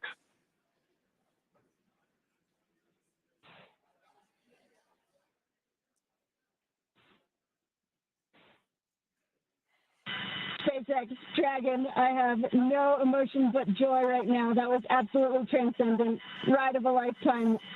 Thank you. This has been an incredible honor. And it's my privilege now to pass us along to Mike with some additional words. Boy, it's great to be back in orbit again. Thank you to SpaceX and NASA to get us here. What a ride. And Zena and Oleg, let me be the second to welcome you to your first orbit around beautiful planet Earth. Kimya-san, okayeri nasai, welcome back. And to the ISS Expedition 73 team, the crew on board and our friends in MCC, we're on our way. Over to you, Kimya-san. Okay, thank you very much for everything. スパシバワンご一緒へありがとうございます。日本の皆さん、私も、10年ぶりに宇宙に帰ってきました。ISS でしっかりと任務を果たして、一等星のように輝いて、日本の素晴らしいところを世界中の人に知っていただきたいと思います。ありがとうございます。Я передаю Олег-сан, пожалуйста. Спасибо, Kimya-san. Thank you very much. Arigato gozaimasu. And спасибо всем. I'd like for the beginning to say thank you very much, Roscosmos, SpaceX, and NASA for this unique opportunity to be here with my great crew. Дорогие друзья, находясь на космическом корабле и облетая нашу родную планету, я испытываю неописуемое счастье и восторг. Хочу выразить слова благодарности всей нашей стране, Соединенным Штатам Америки и России за эту уникальную возможность, а также Роскосмосу. Хочу выразить слова благодарности своей школе, в которой я учился, номер 103 в городе Челябинске, выразить благодарность Краснодарскому высшему военному авиационному училищу летчиков и 22-му гвардейскому истребительному авиационному полку, а также сотрудникам Центра подготовки космонавтов, кто искренне верил и болел за эту идею отправить меня в космос. Обещаю выполнить все поставленные передо мной задачи на отлично. Ура!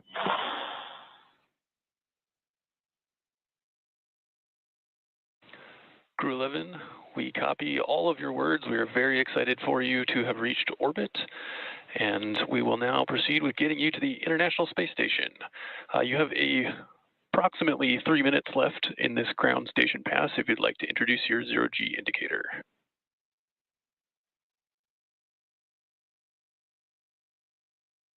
Copy all, Tremaine. Thank you so much. We'll get out our 5th crew member here in just a moment. This 0G indicator honors a shared memory with our lead trainer, Paul Weiss.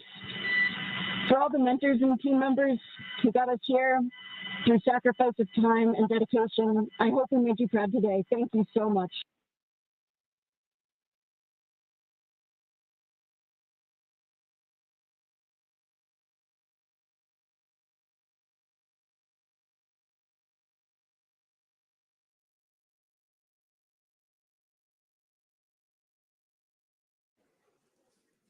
Some great words there from all 4 members of Crew 11 and the astronauts and cosmonauts, all that cadre. They're well on their way to the final destination, which they have about a 16-hour ride to do so, and the phasing to ultimately the International Space Station, where they will turn that group into a full group of 11. So only fitting for Crew 11. To summarize where we are with vehicle activation, we've had nominal dehumidifier activation and service section Draco checkouts.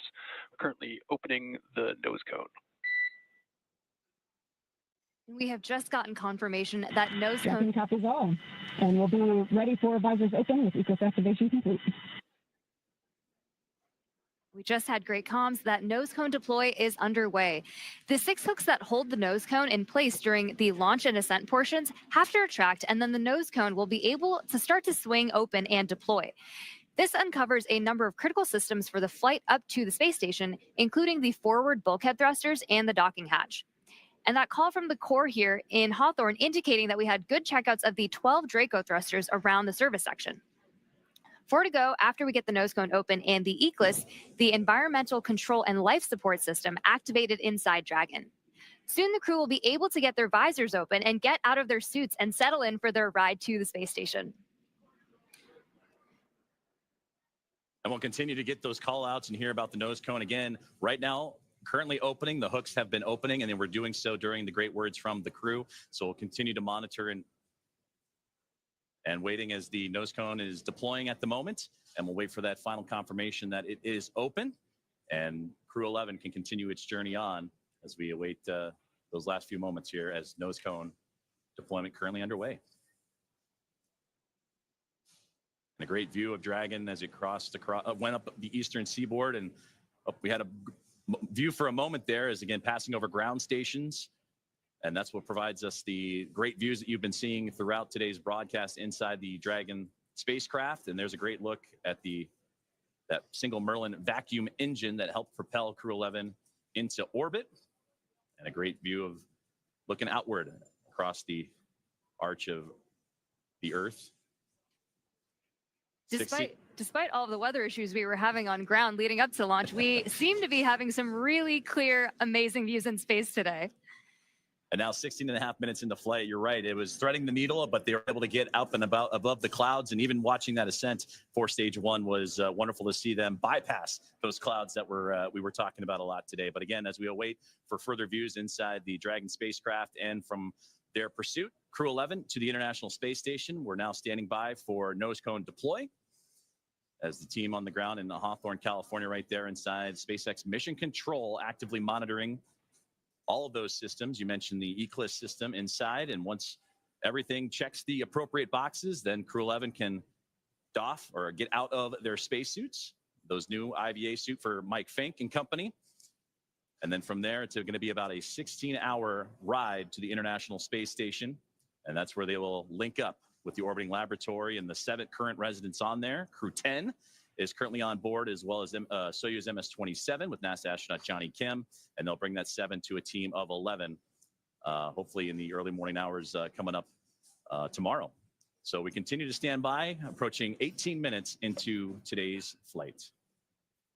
We are just waiting confirmation that the nose cone is fully deployed, but all hooks are open. We should be hearing that confirmation hopefully within the next minute or so. And hopefully we'll also have great views of that nose cone deploy. And that's a great view on the right-hand side of the International Space Station Flight Control Room in Houston, Texas, at NASA's Johnson Space Center, where we got updates throughout the day today from Sandra Jones as the International Space Station monitoring today's flight and the ascent of NASA SpaceX Crew 11. And they pulled goal earlier on as they are ready to receive Dragon.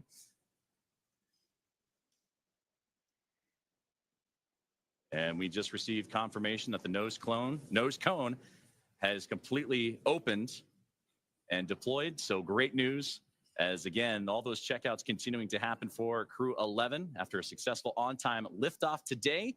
And they were able to get past the clouds, the weather that we've been monitoring, and a successful first stage and second stage performance to propel them into orbit. Crew 11 is comprised of NASA astronauts Zena Cardman and Mike Fink, along with JAXA astronaut Kimia Ewing and Roscosmos cosmonaut Oleg Platonov. And they are now safely in orbit following that approximately 9-minute ride after liftoff today from NASA's Kennedy Space Center in Florida.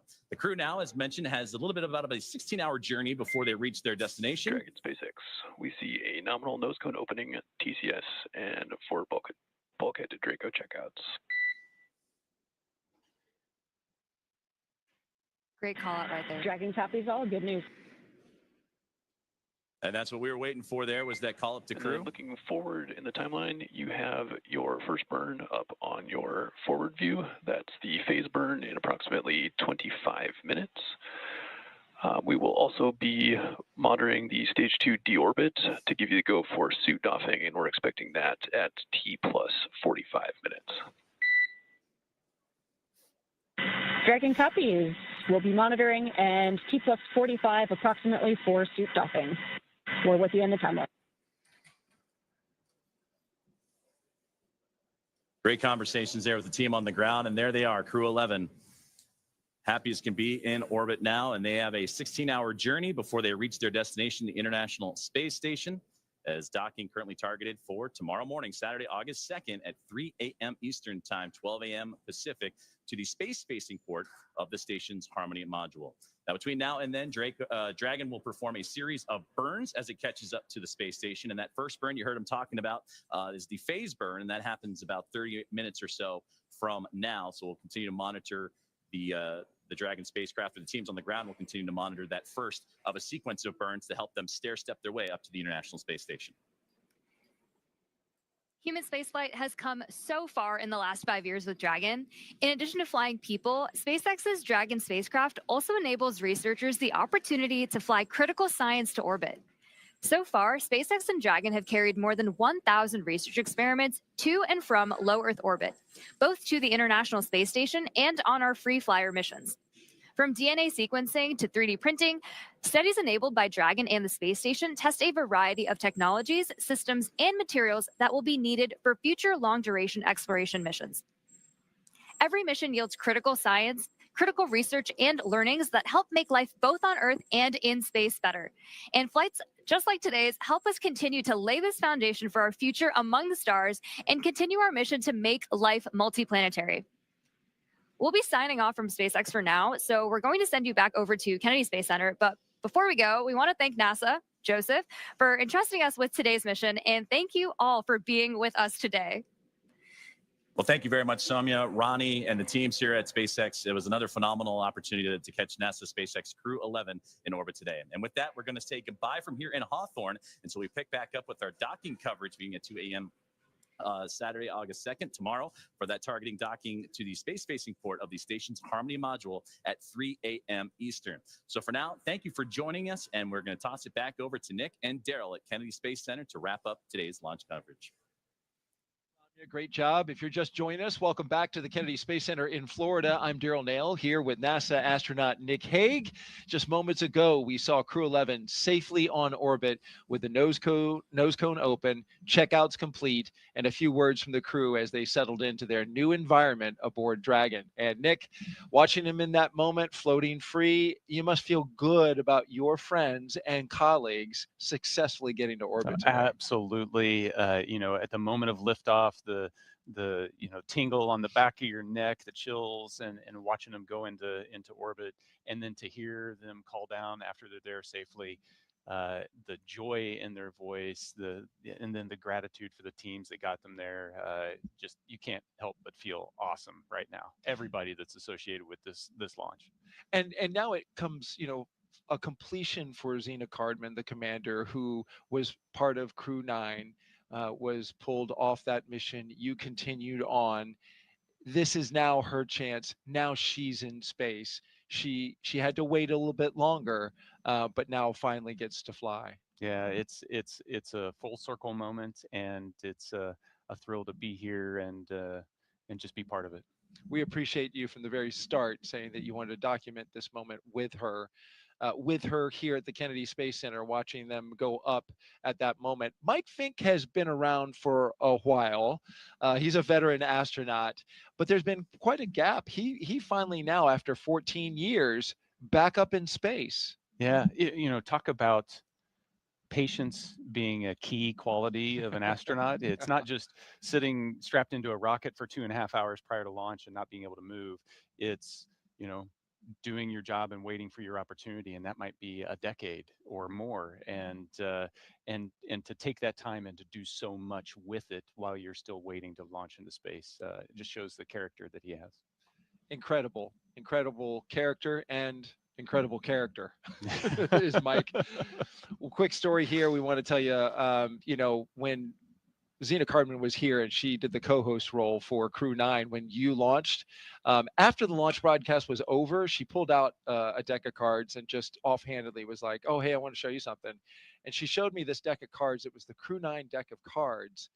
And she had hand-drawn the portraitures of like each of the Crew 9 members, which included you. Yeah. And she was on it, though she didn't get to fly. It was the card deck that you used when you played to get rid of your bad luck. Yeah, in the suit up room. Yeah. Right. And so I'm like, you hand drew these? I was like super impressed. So of course, fast forward to recently, you walk in the pre-production meeting and you're like, "Hey, Zena wants you to have this deck of cards.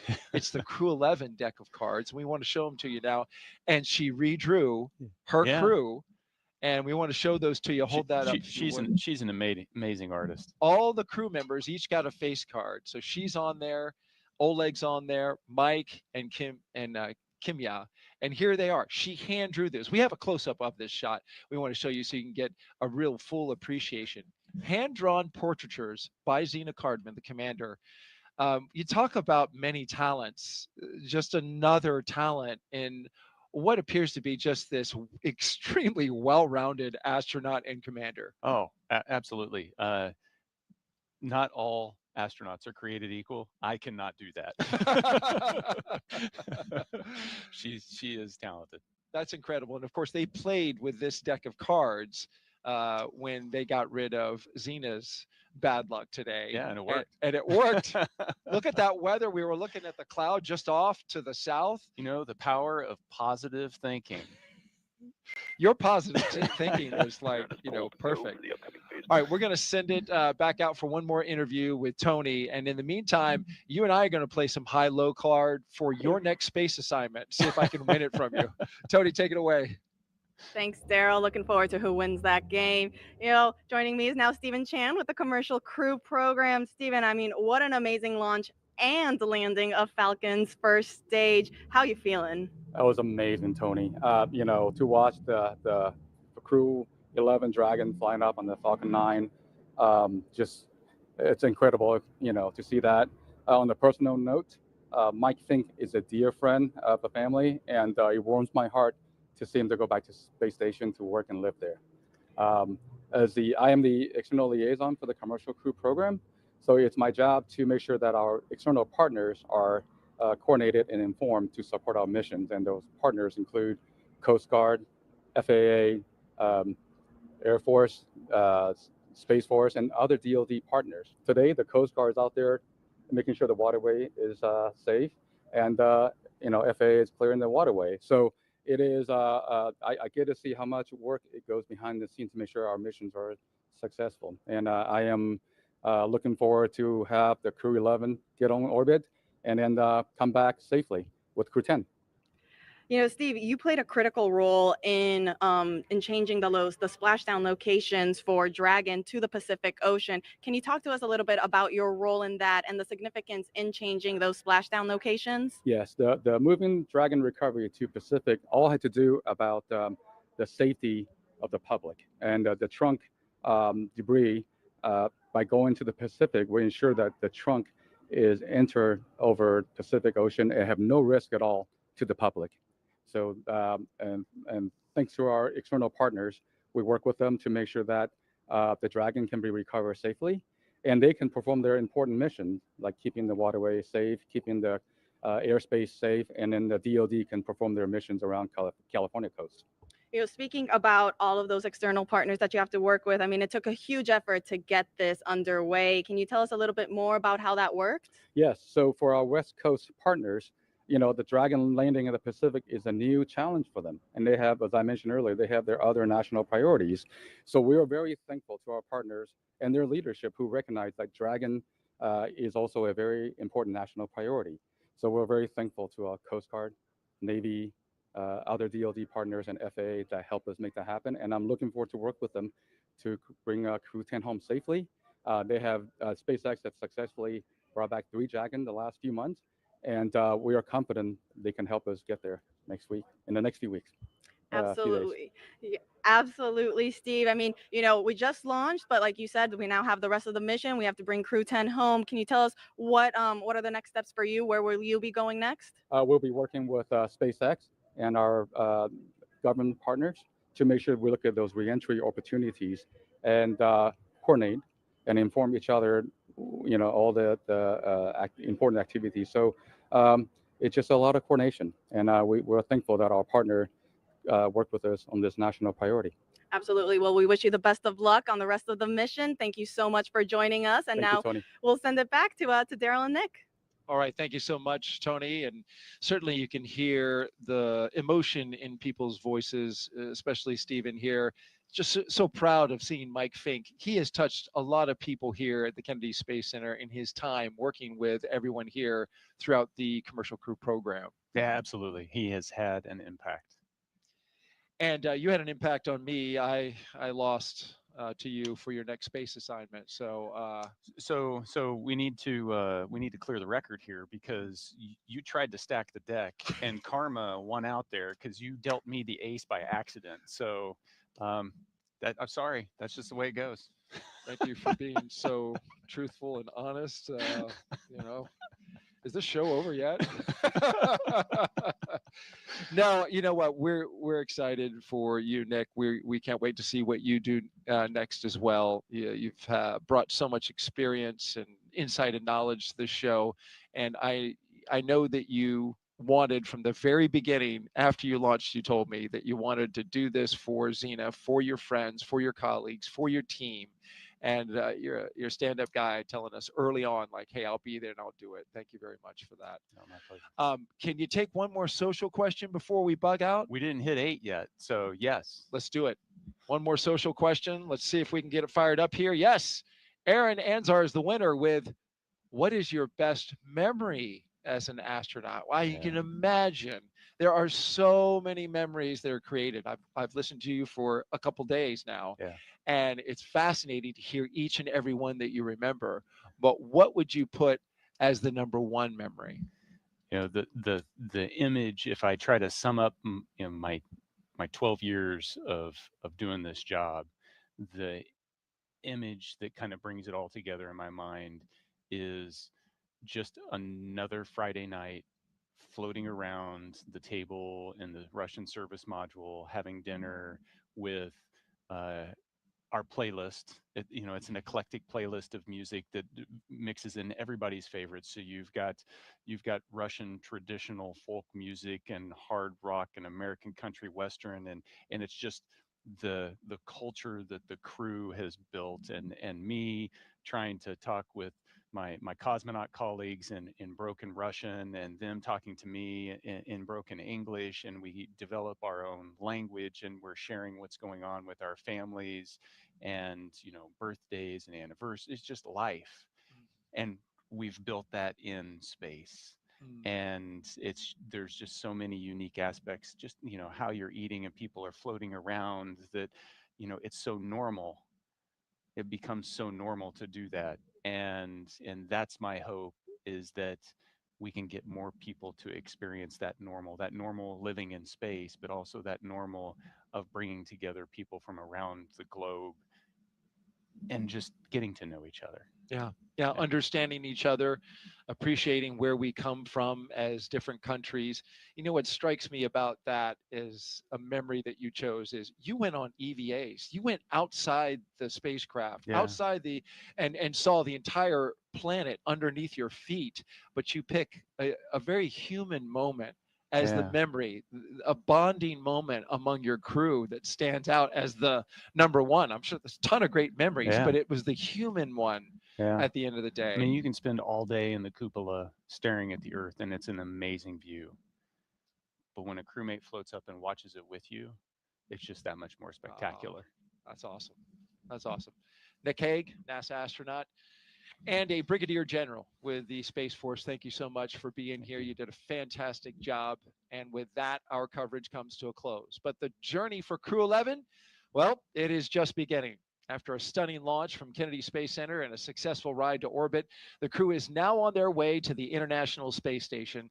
This is a shortened trip, 15.3 hours, with docking targeted for a Saturday, August 2nd at approximately 3 a.m. Eastern Time. And we'll pick back up, of course, with our coverage beginning at 2 a.m. Eastern Time on that same Saturday, tomorrow, for a targeted docking at that moment. And so with that, we want to just say thank you to everyone who was participating in this show today. If you want to follow along with the mission, Crew 11's journey to the space station, just by check in with our real-time mission audio. It will have the flight controllers communicating with the team. You can check that out. The QR code that's at the bottom of your screen now, you just pull out your phone and scan that. You can watch on your phone or watch on your TV with a streaming app. We'll pick back up live with broadcast coverage about 2 hours before docking right here on NASA Plus. Nick, thanks again. Really appreciate it, man. 2 launch attempts. I mean, you were fantastic. This is a long slog through the day, but it's wonderful to document seeing your friends go up to space. Yeah, wouldn't want to be anywhere else. Absolutely.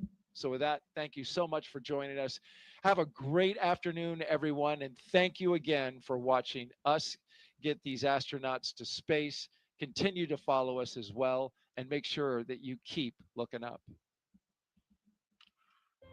We are seeing the astronauts that are flying today. Once again, getting suited up. This is a tradition that happens before crew can leave the suit up room. Crew 11 walking the hallway. ready to do it again. And here they come.